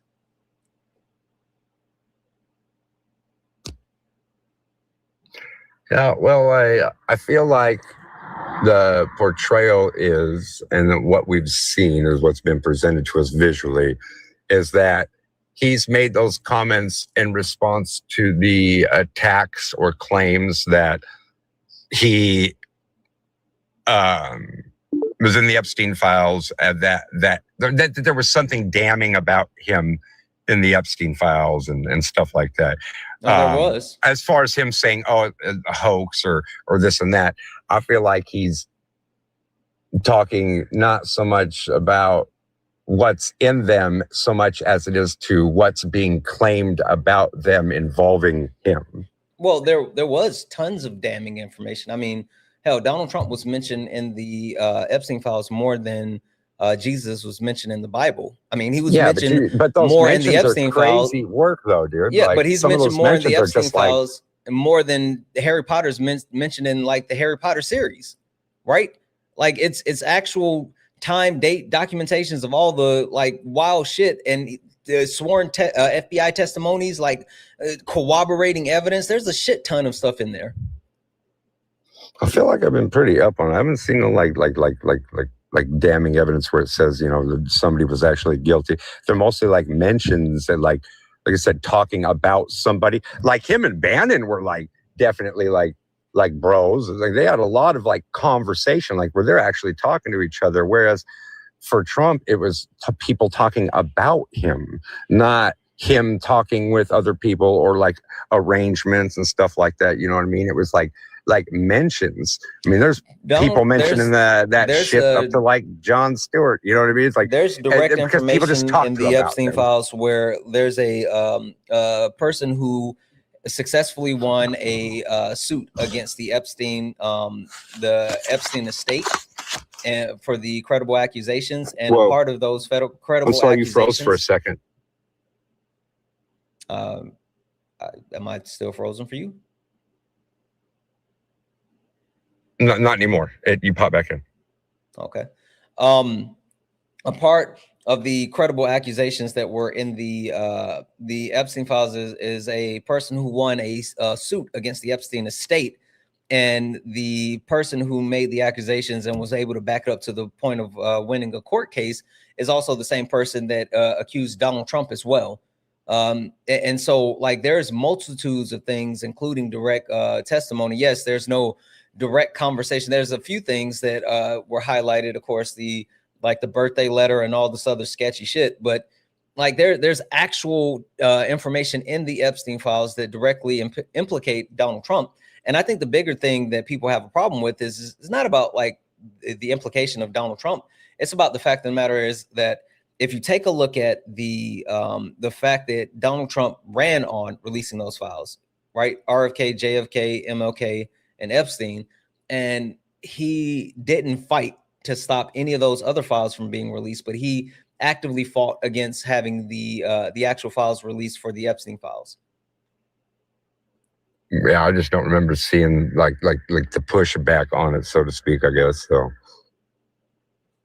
yeah, I don't remember anyone ever saying not to release them, just from my recollection. But I mean, Donald Trump, again, he kept saying it was over. He said, I can't believe you guys are still talking about it.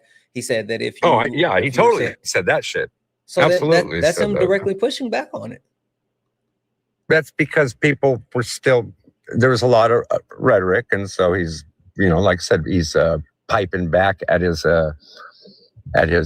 accusers or haters or whatever you want to call them. You know what I mean? People pointing fingers. I think that's him like trying to deflect away from himself, not from the files in general, but just from himself and his involvement. But if he was innocent, then why wouldn't he want the files out? Right? If he was innocent, why wouldn't he want justice for those people? That's what I'm saying. I don't think he's ever said that, though. He's never actually said, I don't want the files released. He's just made those other claims that are like I said, his quips. He touts off and says some random stuff, and he's like, shit, this is a hoax. You know what I mean? Like freaking these Epstein files and accusations and whatever. I don't think he's actually saying that all of the Epstein files are a hoax. I think that's his dumbass way of trying to deflect away from his. I know. Sorry, man. I guess this is instilled in me. I'm trying to get away from it. I get it. Like I said, I don't see the word that way. So that's why I'm not giving you a hard time. I don't see the word that way, so it's hard for me to make that. But I guess the question I have though is like, how are you interpreting this for him? Like that's the problem that I'm having, because you're making this assumption, but you're making this assumption based off of what you think that he means. Like that's also what you're doing, though. When he says those things, that's also the same thing you're doing, because he never directly says he doesn't want the files released. So you're making you're being suggestive in his words. You're saying, well, he says this, so that must mean that. I'm taking him at his words. If he says that the Epstein file is done, if he's saying that it's a hoax, if he's saying that he doesn't want the support of anyone that still wants those files released, then like I'm taking him at his word. I think what they need to do is they just need to redact every bit of that except for the people who need to be the victims who aren't already mentioned, right? Aren't already named.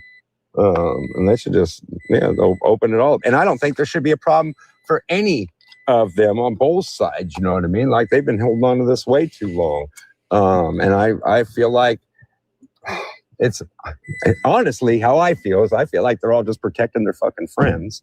Yeah, I mean, I agree. Regardless of whether or not they're guilty, I feel like they know people who are, and that they've got that code of silence thing. You know what I mean? Where they're like, shit, you got to look out for me, or the whole fucking the building's going to come down because everybody's going to start telling on each other for all sorts of different shit. Because there's a lot of corruption, in government and. Yeah, but I agree. But the original point goes back to like your premise that we should actually sit down and reach across the aisle and work with these people that believe this, and these people somehow. Sorry, that's my son's closing the garage door. Oh, okay. Hey, he's good. He's good.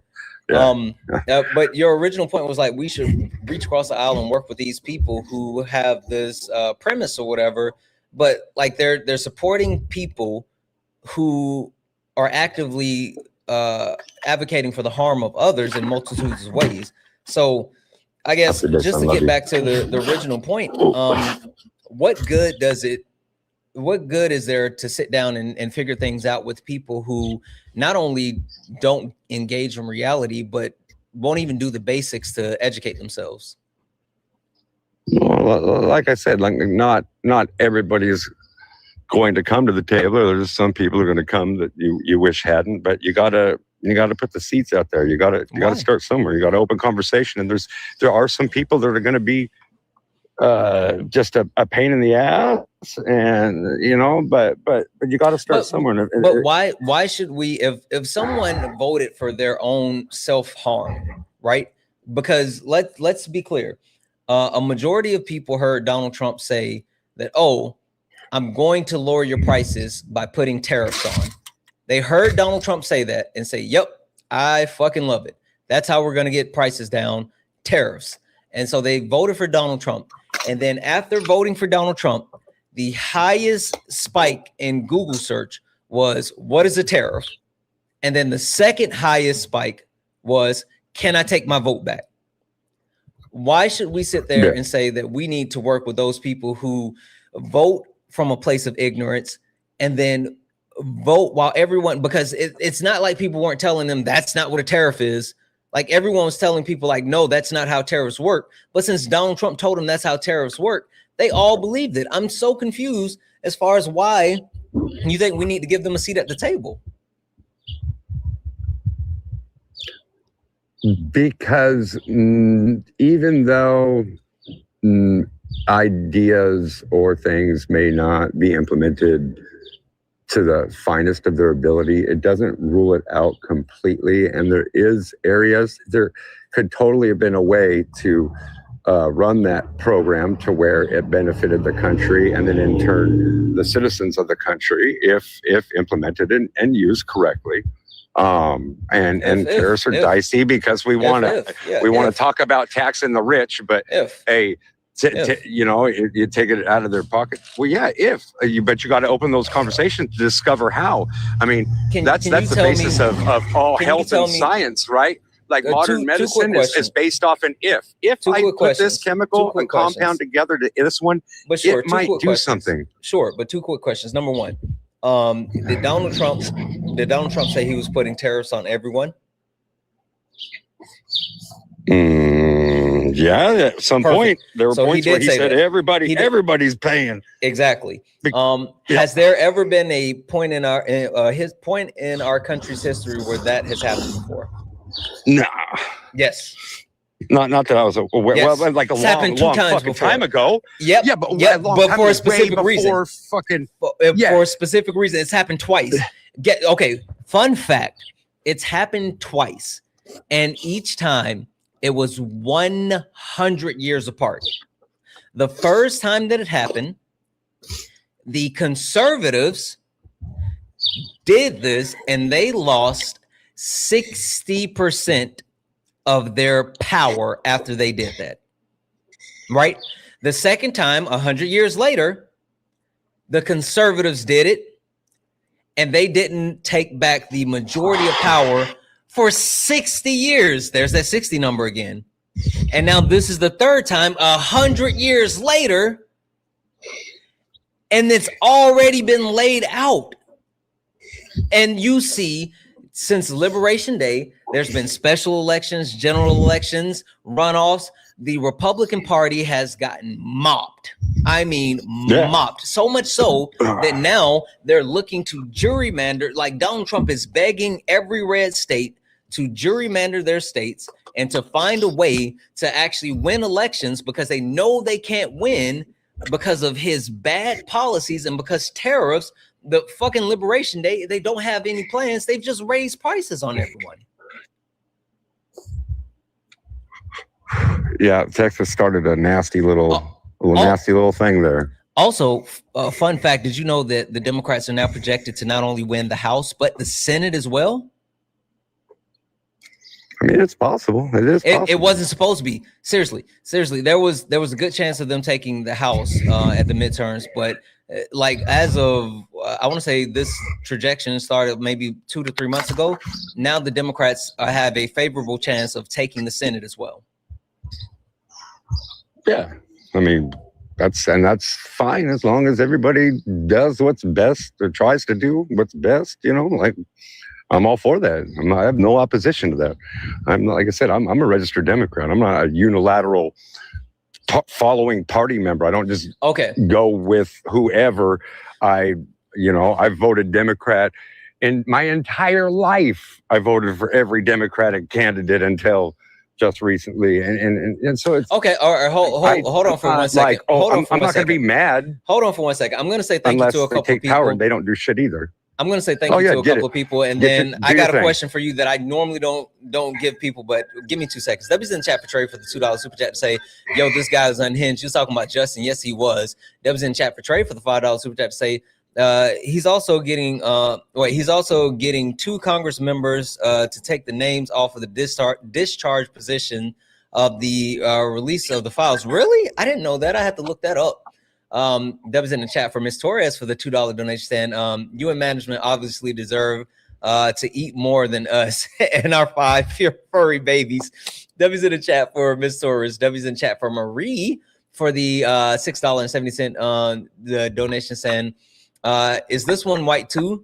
Does he go in the jar? I have plenty. Dad bod and Trizzy are getting a little stale though. Yeah, Marie, he might actually have to go in the jar. W's in the chat for Martin. Martin sent a $20 donation saying, oh, okay. Yeah, Martin, I think that was a mistake. And I saw this a little bit earlier and I went on and undid it. So you should be G to G. I think it was just a mistake, but W's in the chat. Thank you for that. W's in chat for Jason. Actually, fuck that. No, fuck that, Jason. We're not, no W's in the chat for Jason. Jason sent a $2 donation and said, nice hat, but OKC in 5. Lakers in 6. I'm on the record. Lakers in 6. That was in chat from Marie for the $1 donation saying, oh, and tell Dustin his mom left unmentionables at my house last night. He would have lost his W's in chat for Aaron for the $1 donation saying, dog, I want to tell him to shut up again. Like he's gone, but definitely. W's in the chat for J Hop for the $5 donation saying, denial is a river in Egypt. Yeah, denial isn't just a river in France. W's in the chat for wasn't me for the $5 donation saying guess is just sugarcoated MAGA apologists. Like we're about to get to the heart of it because I want to know. W's in the chat for all the donos, guys. If anyone else likes to support the live, you can do so. Cash App, PayPal, Venmo, pay links and link tree in the bio. Santana speaks for you. Santana speaks for you. It's the best way to support the live. If you're over on the YouTube and you like to support, you can send a super chat.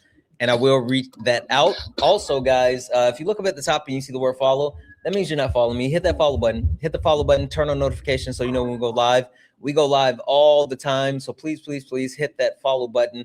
And just a shout out from Twitch yesterday. I think I might have missed this, but One Mighty Pen sent out 2 subs over on Twitch yesterday. I think I missed that, but W's in the chat for all the donos. All right.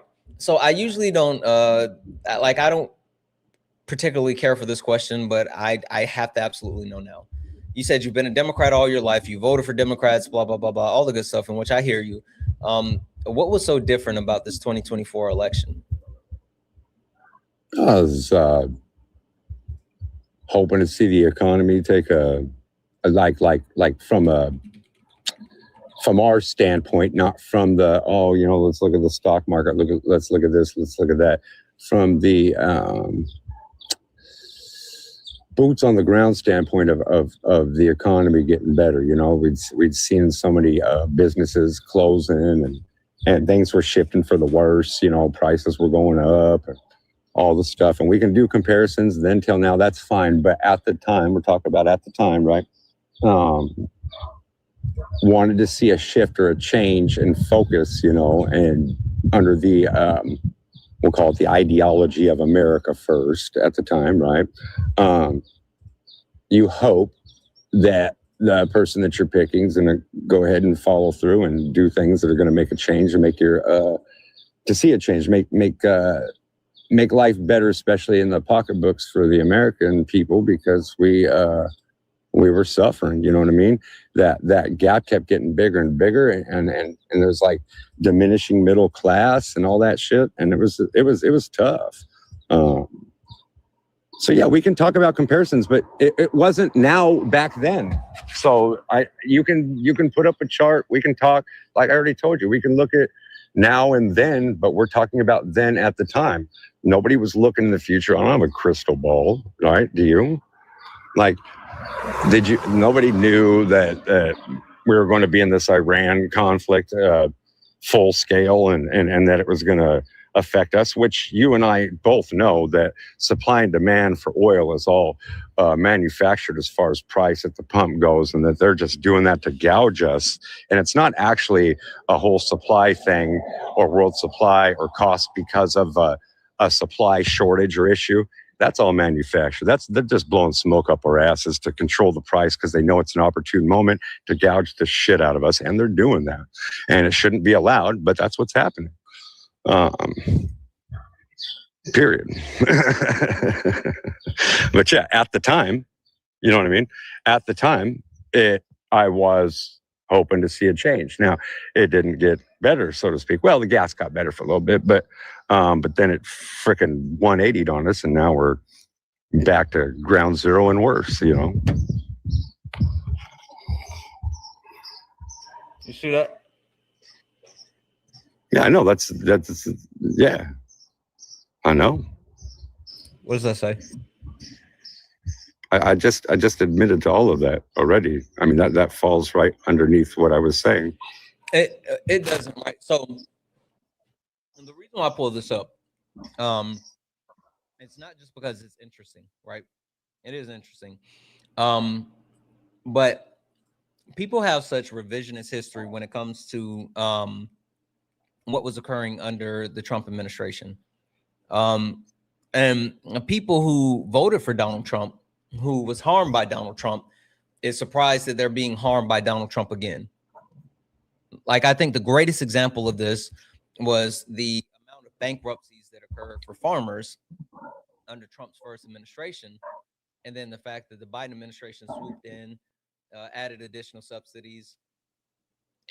Yeah, it was turned down for a moment. We should be G to G. We should be good now.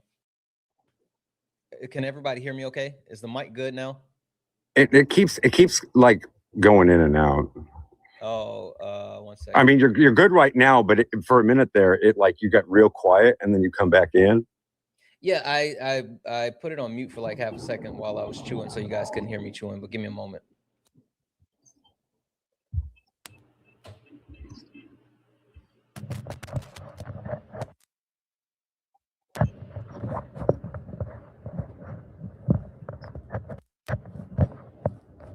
Okay, is that any better? Should be good now. It looks like should be picking up good now. Yeah, you sound pretty clean. Okay. All right. But people voted for Donald Trump after being harmed by Donald Trump, and now they're shocked that Donald Trump is harming them again, right? The bankruptcies spiked and soared under Donald Trump, which caused food prices to soar And then Biden swooped in, added subsidies, helped reduce the amount of harm that was being caused. And then farmers overwhelmingly voted for Donald Trump. And once Donald Trump got in office, he stopped those subsidies, and bankruptcy soared again for farmers. And now they're crying, trying to figure out why it happened. And, no, weren't they set to expire, but he just didn't renew them? Isn't that what it was?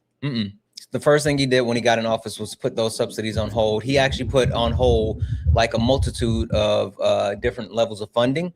And he did it under the guise of like Doge and said, oh, we're looking at every single thing, and just held and held and held, which then actually spiked the bankruptcy for farmers again. So the point that I'm making, though, is like you guys sit here and say like, oh, things were bad and we wanted something good or whatever. Like, did you know if it wasn't for COVID, Trump would have lost his ass hand over fist? Like, do you know how bad the economy was starting to trend right prior to COVID? No, I don't. It takes a minute to reach us, you know what I mean? But I didn't know. It didn't feel like it yet, you know what I mean? We weren't feeling it yet, I guess so. The Donald Trump passed the only piece of legislation that he passed in his first term that would affect the economy was the TCJA, the TCJA, Tax Cuts and Job Act, and the passing of the TCJA shifted the tax burden to the middle and lower class, and so that spiked the unemployment rate. And like right prior to COVID, jobs, unemployment was rising, jobs were going down, border crossings were up. Like there were multiple negative economic indicators that were occurring right before COVID. And if it wasn't for COVID and getting the coverage of COVID, things would have been way worse. And like, I'm just so confused as far as like how you guys say things were bad when not only did Joe Biden and Kamala Harris lead us to the fastest economic recovery of any G7 country, but at the same time passed monumental pieces of legislation to help benefit the country, including the infrastructure bill, which is something not only did Donald Trump said he wanted to get passed and he didn't, but it's something that Barack Obama said he wanted to get passed and didn't. Yeah. Well, like I said, I didn't even vote for him the first time. And it was, you know, a lot based on experience and what we were going through at the time. And so that's why I made the choice I did. So I don't. Okay, tell me what you were actually going through that made it like, oh, I need to vote for this guy. Because I'm a little like confused. I said, it was skyrocketing prices and like I said, the business closures. You're seeing people just going down left and right, and because of COVID, it was terrible. We had a worldwide plague.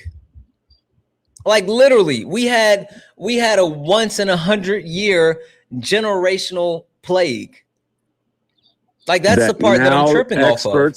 Yeah, but now I mean, there's a lot of information about that makes the way we handled it debatable. So it still shut down. Whether you think it was debatable or not, it shut down the literal world. Like you can talk about what we did or didn't do here in the U.S., but what you can't say is there's not one country in the world that didn't stop moving due to it. Oh, yeah, there was. There's like one of the countries in Africa that one leader they didn't have no. God, what was it? I'm trying to think of the name of the country. Oh, wait. You're saying that? Wait, no. You're talking about the fact that they're saying that there were no COVID in certain parts of Africa, and then there was like a whole myth at one point saying like, oh, black people can't get COVID and all this. No. Like the leader just didn't shut down his. No, he just didn't shut nothing down his country. He just kept going. No, they did. It just happened. No, it just happened later. It happened later because again, I know what you're talking about because there were parts of the world where there were delayed not only cases but delayed reactions. But no, that's not true. I was not aware that later on that they were impacted. So. Yeah, literally every country in the world stopped, and then it was a ripple effect because what happens is we have such a global economy.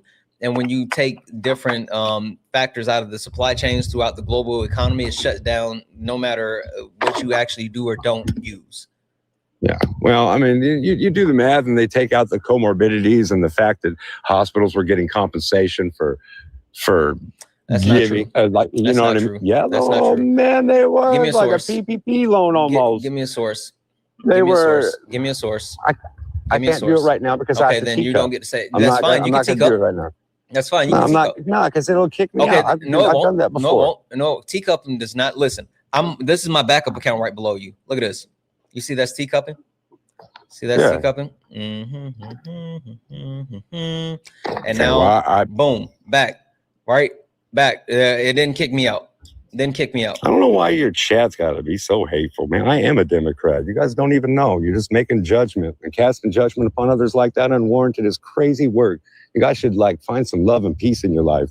Like to say I'm disingenuous and just saying a bunch of rude things. I don't understand that. What are you going to get with that? Where are you going to go with that? All that hate you carry on your shoulders and stuff, man. Open your hearts. Yeah. Man, be real. Big Sister Talk. Are you a Trump supporter? No, for or real. Disagree with something on the background?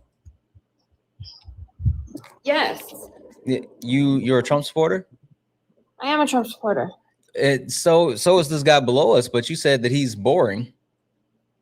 I've never said he's boring. You weren't saying in the comment that oh, never mind. There was something else. I I was your apologize. op. So I your mod apologize. muted me because I was showing opposition. I apologize. Yeah. You said you're a Trump supporter. Yes. Okay. Why do you still support Donald Trump today? There's so many reasons, but can we cover some housekeeping? Because why do I get muted if I'm just providing opposition in the chat? Not using any kind of trigger words. I'm not spamming. We don't do thumb thugs or keyboard warriors. Once you get in a request, then like you get your ability yip yap back. So like before you and I finish the conversation, I would unmute you, but that we put people in the crossface chicken wing until they get in the box. So no opposition in the chat. Nope, only on the panel. Unless you actually come up on the panel, and then you can be opposition in the chat, but not before that. Okay. We've debated before. So. We have. What do we debate about?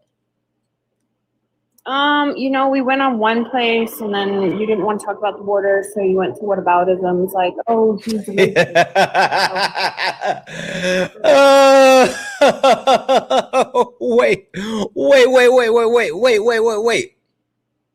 Why the fuck you lying? Why you always lying? Oh my God. Stop fucking lying. One thing I don't do is a whataboutism. Stop it. Why do you support Trump did today? it multiple times. I literally have okay, what was the whataboutism? You can rewind it. Well, tell me what I did. He was talking about Iran, and you're like, but Trump is a rapist, and then you were like, but Epstein files, but That's not Marjorie Nope. Absolutely not. You're conflating the guests. He wasn't talking about Iran. He and I were talking about multiple things, and then he tried to move on, and I pulled him back to where we were, and giving examples to actually establish the point is not a pivot. Like, I don't think you know how world building works, but yes, if you give actual information that supports the point, then that's not a pivot.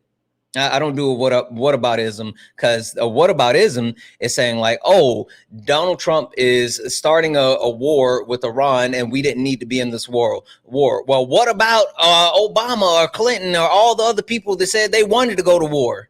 Like, that's a whataboutism. Anywho, why do you still support Donald Trump today? I support him for so many reasons. We've already hashed this out. I don't remember you. Can you just tell me why you support him today? I told you that I support him because of the border, because I cannot. The border crossings. What about the border crossings? They were out of hand. Okay, so what about today with the border crossings is why you still support him? Because they're not out of hand anymore. By what metric? By the metric that there's not buses in my town dropping people off, and there's not car chases in my city every single day because I actually live on the border. That there's no more trash. I don't know about like the anecdotal shit that you're talking about, but buses. What do you mean buses? When they cross the border, they get on the bus and then they drop them off in like various towns. So they pick them up. So you're saying that you live on the border, and your issue isn't that undocumented immigrants or immigrants as a whole are being sent to your town. You're saying that there's buses that's in your town that takes them out, and the problem is the buses being in your town to take them out. That's your problem. No. They come in through the border, and then they're dropped off in various towns. So say they come. You said Arizona, that you live in the border, and the buses are there to take them out. Okay, I'm not immediately. So if I'm not on the actual border, there's no houses like directly on the border. I mean, I guess if you wanted to live in that town, but I live in the town nearest the border. But like my land backs up to the border. Yeah, I have a lot of land. So are you saying that the immigrants in your chat? Are you saying that I call immigrants chat? Go ahead. Please stop talking to the chat. Are you saying that they take? Is the issue that the buses are coming into your town with immigrants, or the immigrants are leaving? Which one? All of the above. What's the issue with them leaving? Why are we busing them? Because that's what happens with asylum seekers. Right, but that didn't happen before Biden. No, it didn't. Yes, not in my town. I don't care about your anecdotal evidence. We've provided transportation for asylum seekers prior to Biden. Okay, but we didn't set up tents for them at the airport. We didn't give them welcome bags. I don't know about any tents at the airport, but like, sure, if you're saying there's additional humanitarian aid, oh, whoop-de-doo, sorry, the Democrats care about people. That makes no, like, I don't really care about like what that means to you, but the process for asylum seekers did not change from under Biden to Trump or Trump to Biden when it came to who we allow into the country. Now, Trump has tried to price people out of asylum seeking this term, but like, that's not a thing. Like, you're just saying that you don't like them doing nice things for immigrants. Okay, why did the border incidents like almost triple? I don't know what border, where are you pulling this information from? How am I supposed to give you information about like a random thing you just said? U.S. Customs and Border Protection website, immigration numbers by encounters. 2020, 458,000. 21, 1.7 million. 24. Okay, wait. Okay, that's what you're talking about. Cool. What happened in 2020? COVID. What happened in 2021? COVID. No. 2020, Title 42 was passed. Or not passed, but Title 42 was enacted. When was Title 42 removed? I don't know. 2021. Okay. What this is Title 42? The only time in our history. What is Title 42? Border crossings and border. What is Title 42? You want me to swipe out and go look it up? No, I just want to know if you know what it means. You said okay. No, like you said okay as if you knew what it meant. What does it mean? If you don't know what it means, just say you don't know what it means. I didn't say okay. Title 42 was the emergency act that was allowed the Trump administration to shut down the border due to a global pandemic, right? Huh? That's the only reason that Donald Trump's border crossings weren't worse than they were.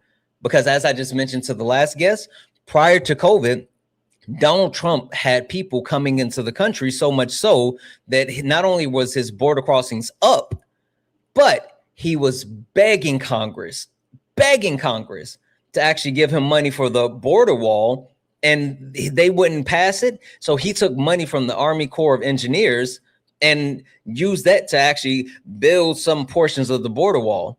But even more than any of that, when Title 42 was enacted, because they were already coming into the country, it literally shut down the border due to the global pandemic. And then when it was lifted, everyone that had been waiting in the border got an opportunity to come in.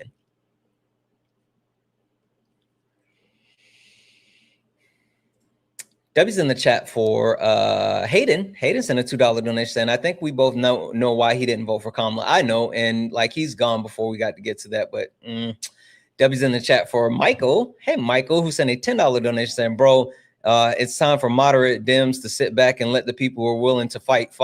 Big facts. Debbie's in the chat for Michael. Thank you so much for that $10 donation.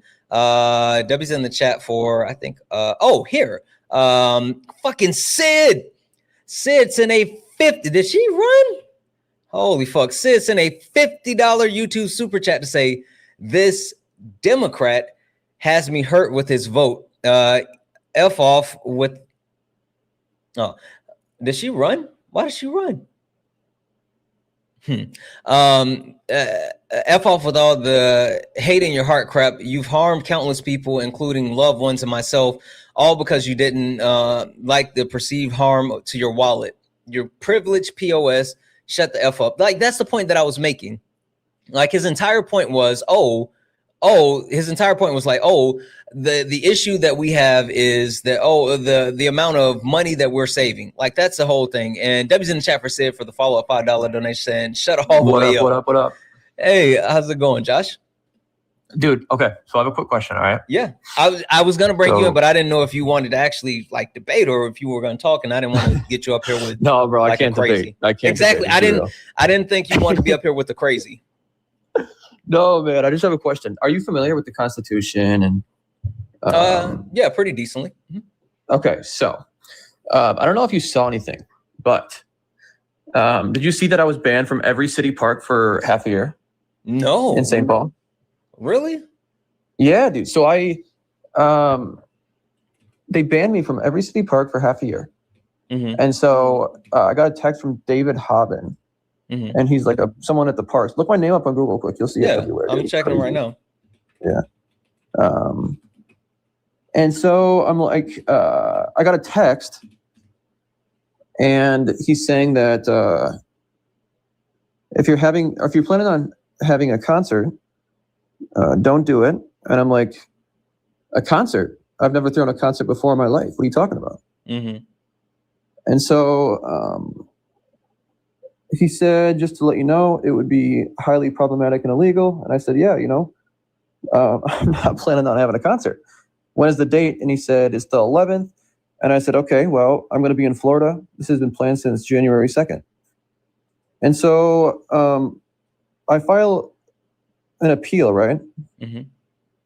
And in that appeal, they said I was planning a concert and I was harassing vulnerable adults. Is kind of what their claim was. Mm-hmm. So when I went to the appeal, right, at the due process, they said that, we don't have the specifics in front of us, and we don't have a specific person that you harassed or a date or a time.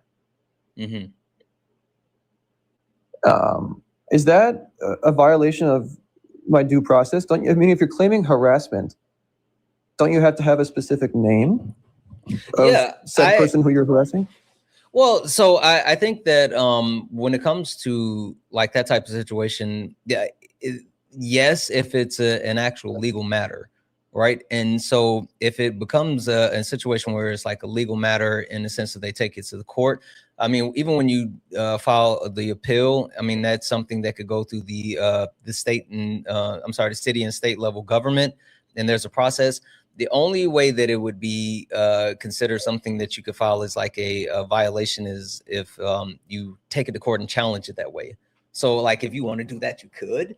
Yeah. But yeah, like that's super fucked. Like, yeah. So like the first I ever heard of it was from this one guy, and he said, "Hey, you're having a concert," and I said, "No. What can I do to help?" Like, what can I do to help? I could figure out. And then he said, "I'm following up on the rumor," and I said, well, I can try to figure out if it's a real thing or if it's not a real thing. Let me know. Did you, the one thing that I just found from looking at this, they said it was 3 months. Did they tell you that? What was 3 months? They're saying that the ban is for 3 months. No, it was 180 day ban. Hold on a second. Look at People's Magazine.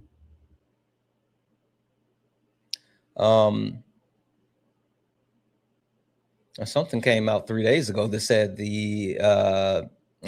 may be some, I don't know where they're getting this information from there, because they're saying that you won the appeal. They said the appeal was lifted. I'm sorry, the ban was lifted. Which I did. I did win the appeal. That's actually true. So I won the appeal because they didn't have any evidence. Mm-hmm. Because they said that, if you're making a harassment claim, and not only that, dude, but like, there was one thing that I was Okay, so I was gonna go to a gala, and that gala was to raise money for kids who are getting abused, and that got rescinded, so I could not attend. I was supposed to work with this company that was donating blood, and it was a 6-figure brand deal, and I was planning on giving all the money back to the blood company because eventually I'm going to need blood transfusions when I get older. Right. And so I was planning on giving that money back, and also the Special Olympics. I was supposed to be involved with the Special Olympics, and that got taken away as well. So, and that's just because of based on the reports, dude. It's crazy. Yeah. No, I would definitely see if I would be able to follow up on some legal recourse, especially, I mean, like having those type of impacts. Yeah, I would. Would you? Okay. I would. I just didn't know if this is like, you know, imagine like you're randomly getting a text saying, hey, you're banned from every park in the city for 180 days. And it's like, it was crazy, dude. It was unbelievable. Yeah. No, listen, I would say, just me personally, especially because, like at the very least, you know, I know it's harder to prove like defamation as a public figure, but like, you know, what you do, your platform, and like the good that you provide has been harmed by the negative implications that were false, and not only false, but you know, stopped you from being able to follow course as far as something that you do. That sounds like a court case to me. Yeah, and man, it's just so tough, dude, because like, you know, even though it didn't stick, I was still banned for like 3 weeks. And usually there's like a couple of people that I take to get their medicine. I take them to the, you know, one person, they're diabetic, and I take them once a week to go to the store, get their medicine. And I wasn't able to do that, you know, and sitting here knowing I could be doing that, and it's every Monday, knowing I could do that, but I wasn't allowed to be at the parks, dude. It was just, it sucks. Yeah. No, that's so crazy. It's interesting that happened. Like I don't understand any of it. Even like everything that I've looked, like I don't understand how they could do it off of word of mouth without any type of concrete evidence. That's fucking insane. But yeah, I would definitely follow with the lawyer. Like at the very least, you set a standard, right? Yeah.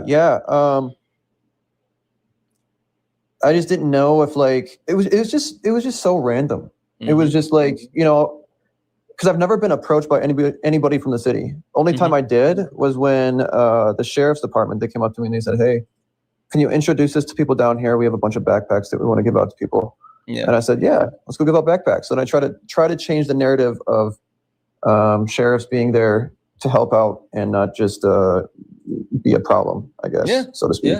Yeah, for sure. You know, and that was like a week before I got this ban. So if there's anything that was like legally tied to me, you would think they would have told me instead of asking to help out, pass out backpacks, you know?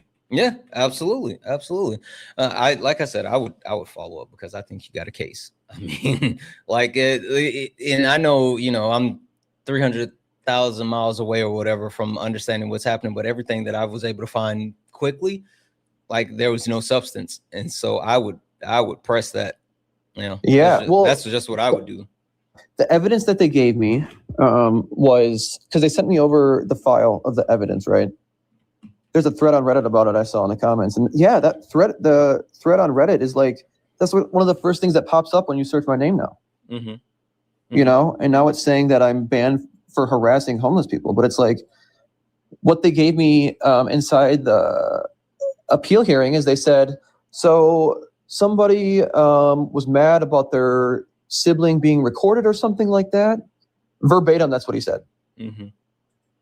He said something like that. And then he said, I'm not really sure. I'll have to follow up on it. And I said, okay, well, do you have like the name of the person's sibling, where it was, what time it was? And he said, no, but I can get that over to you. It's public information. And I said, where is it public? Because that would, I'd love to know where that's public. Yeah. Well, listen, Josh, I know I have a couple of other contacts. If shoot me a DM, I might be able to point you in the right direction with a couple of people that could, you know, help with the meat and potatoes of what I would do, which is, you know. Yeah, I just didn't know if I know you're more familiar on this stuff than I am. you know, I just go out and I try to help people as best as I can. And that could definitely be grounds when it comes to constitutional rights, but I would more so lean towards the defamation of character, specifically based off of like who you are as a social figure, what you do, how you go about helping people, and then the amount of harm and backlash that's come from this actual, you know, quote unquote ban that was baseless. So that's what I would say. But like I said, I got some people that I know that could possibly get you going in the right direction. Yeah, that would be awesome, dude. And one thing, so just for I saw somebody saying like helping on camera. Just so you know, Santana, helping on camera is my job. Helping off camera is what I'm passionate about. So those things are not mutually exclusive. No. Just so everybody knows. I don't know why people think it is, but I think a lot of people partner up at some point. Yeah, absolutely. I think a lot of people don't understand, like, just because there are certain things that are done, they don't understand, like the different. It's kind of like what I do here when people say, "Oh, you don't really care because you're up here and you wouldn't do this if you know all these people weren't watching or they weren't sending you money or whatever." And I'm like, no, like I would do this regardless. I'm just lucky enough to be someone that people watch and support or whatever. But like this is me regardless. So I think a lot of people have a issue with making that differentiating that whole thing. So yeah, it's kind of crazy, man, but keep being you, Santana. You as well. Love you. Shoot me a message, bud. I'm telling you, like I got some people that I think can help for real. That would be dope, dude. And you don't have to do that. Don't feel like you have to. Don't feel pressured or anything, but we're good. I appreciate the input, man. I'll be watching the live and we'll talk soon. Sound good? All right. Have a good one. All right, you too, brother. W's in the chat for Josh, guys. W's in the chat for Josh. Freaking love that guy. Only request up if you are a Trump supporter or disagree with anything on the background. We're only looking for some debates. Only request up if you are a Trump supporter or disagree with anything on the background. We're only looking for some debates. If you are friendly, tap the screen, share the live, send your daily heart. Me, it's only 1 coin. It will boost the live and push us out to the FYP. This looks interesting.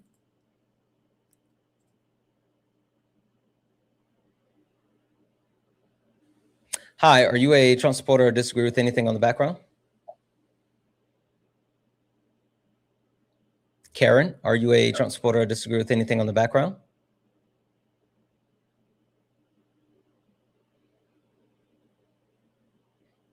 Okay, I'm gonna drop you. I saw Karen in the request, and not gonna hold you, chat.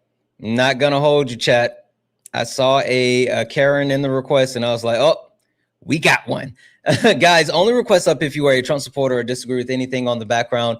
We're only looking for some debates. If you are over on YouTube, Twitch, Instagram, or even Kick, and you would like to debate me, you do not have to leave where you are. The only thing you have to do is click that link that's in the pinned message, or I just dropped it in the chat. You can actually click that link as well, and we will get you up here for some debates. If you're friendly, continue to tap the screen, share the live, send your daily heart. Me, it's only 1 coin. If you'd like to support the live, you can do so. Cash App, PayPal, Venmo. Pay links in the link tree in the bio. Santana Speaks for You. Santana Speaks for You is the best way to support the live. If you're over on YouTube, you can send a super chat, and I will reach that out. Also, guys, 1.2 thousand people hanging out here. Look up at the top. If you see the word follow, that means you're not following me. Hit that follow button. Hit that follow button. We're on our way to 200,000 followers. So please, please, please, hit that follow button, turn on notifications so you know when we go live. Hi, Bryce. Are you a Trump supporter or disagree with anything on the background? No, but Santana, you told me to come up here. I don't know if you remember, but I took the bar in February and I sent you a 105 for a permaban or something. And you were like, when you pass, come up. And I found out I passed on Friday. Hey, fucking congratulations. I'm glad thank you and the community for the support. First and foremost, I'm glad you said that because, I almost dropped it like it's hot. I know.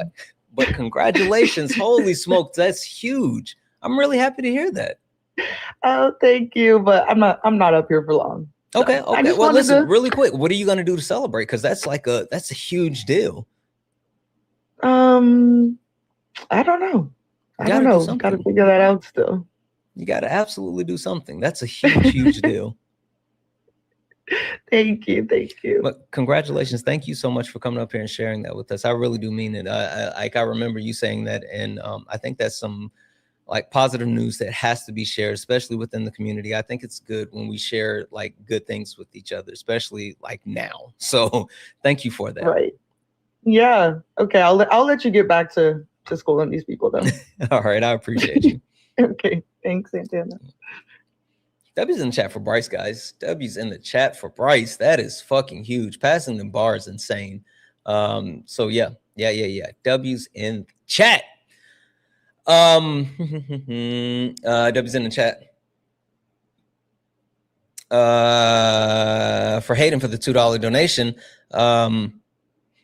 Hayden, thank you so much for that. I got it. I will get it over. We'll make sure that we get you square. Thank you so much for that $2 donation. And W's in chat for Hayden.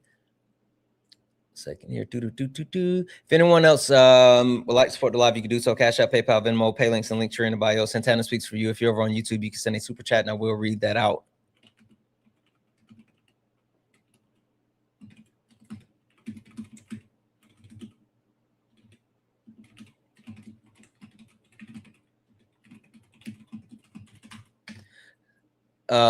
Only request up if you are a Trump supporter or disagree with anything on the background. Hi, are you a Trump supporter or disagree with anything on the background? Emma?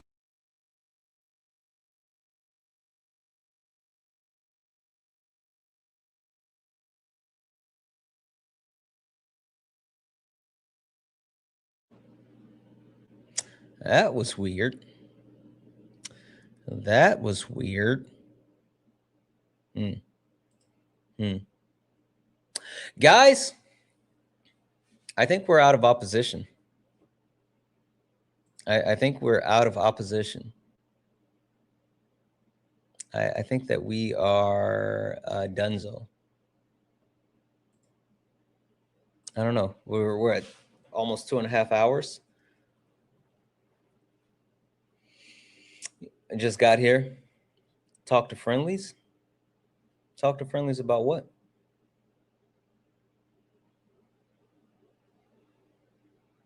Restart. I don't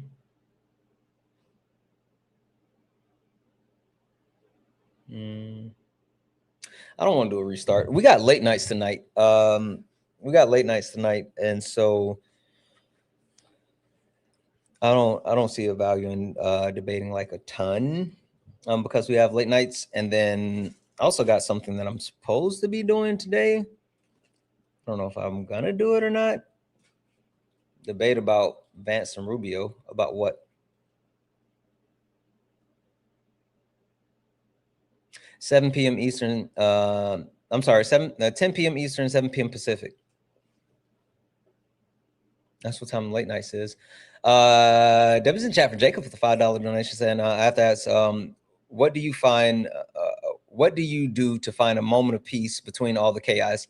Watch anime.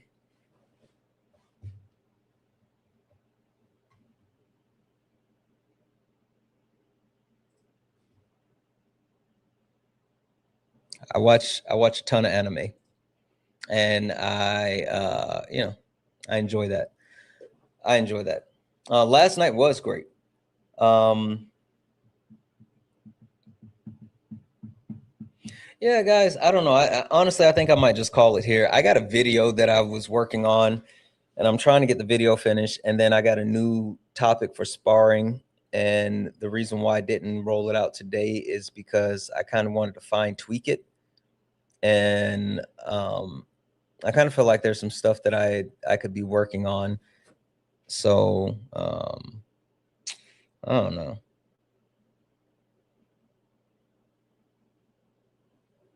I don't know. Oh, hey guys.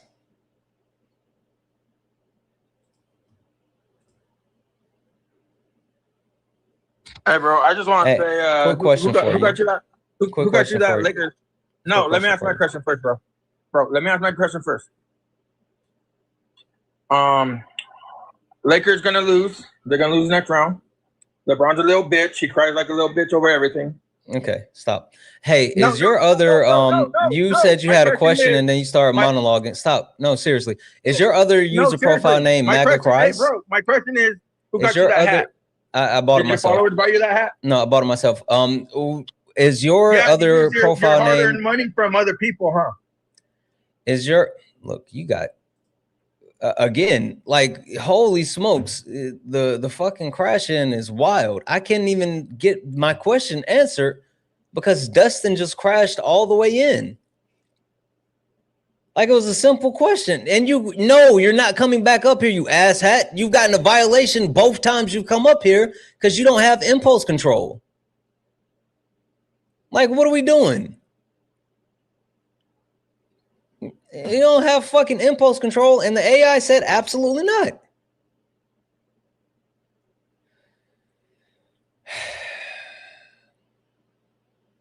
God damn it, Dustin.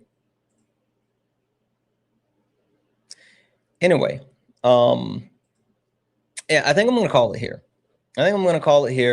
We'll be back later this evening for late nights. If anyone missed late nights last night, this is the topic for late nights. It's the topic for late nights, abolishing police and prisons. It was a really, really good conversation.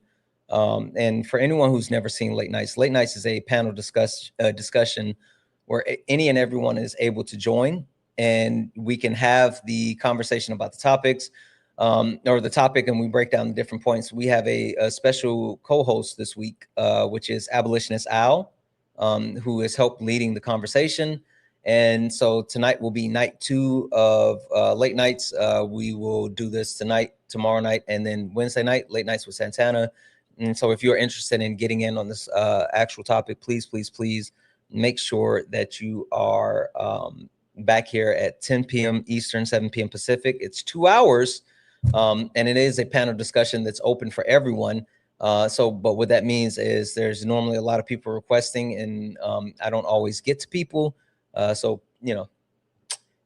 get here early and get your spots. So anyway, I think we're going to call it here, and I'm going to work on some stuff that I need to work on and prep for tonight. I think that's the move. W's in the chat for Shelly Belly over on Twitch, who used their Amazon Prime to become a subscriber. Guys, FYI, if you're over on Twitch and you have Amazon Prime, then you get a free month Twitch subscription if you have Amazon Prime. So if you do that, then you can get the subscription, you can get in the Discord, all this good stuff. So do it. W's in the chat for Sin. Hey, Sin. Who sent a $4.99 super chat to say, have you ever thought about doing an anime watch along? Not really, because I don't necessarily watch new animes. I may watch a new anime every once in a while. I've been trying to watch more new anime because I'm done with like the ones that I watch religiously. And so I started watching, what is it called?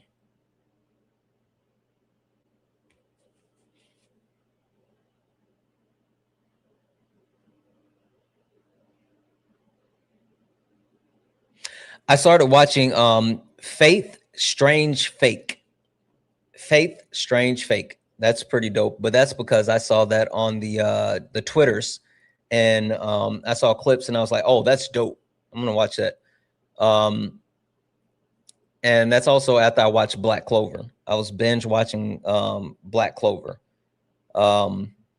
So now I've started back watching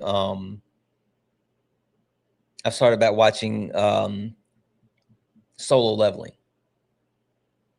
So, and for those who may or may not know, when it comes to like my solo leveling, I'm absolutely serious about solo leveling. Right? Freaking love my solo leveling. So I'm rewatching Solo Leveling again.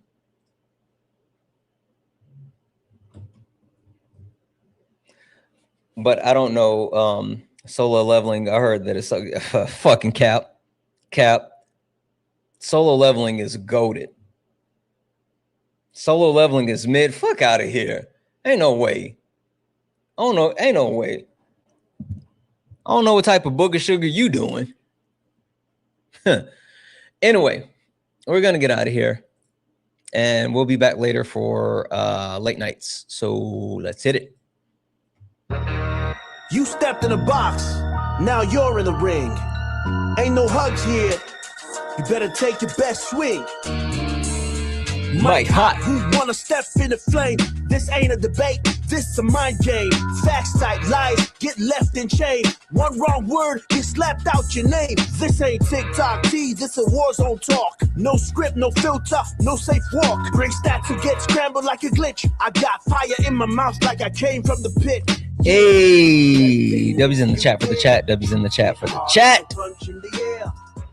Guys, pretty decent. Kind of an interesting day. But we'll be back tomorrow. We will be back. We'll be back tonight. Late nights. 10 p.m. Eastern, 7 p.m. Pacific. Late nights with Santana. We have our topic where we have Abolitionist Al abolishing police in prison. It was a wonderful conversation last night, and it will be even better tonight. So please get back here. Guys, I love you. I love you, and I'll see you later. Thank you for all the gifts, the taps, the likes, the shares. Thank you for all hanging out. Thank you all for being so absolutely amazing. I love you all, and as always, peace.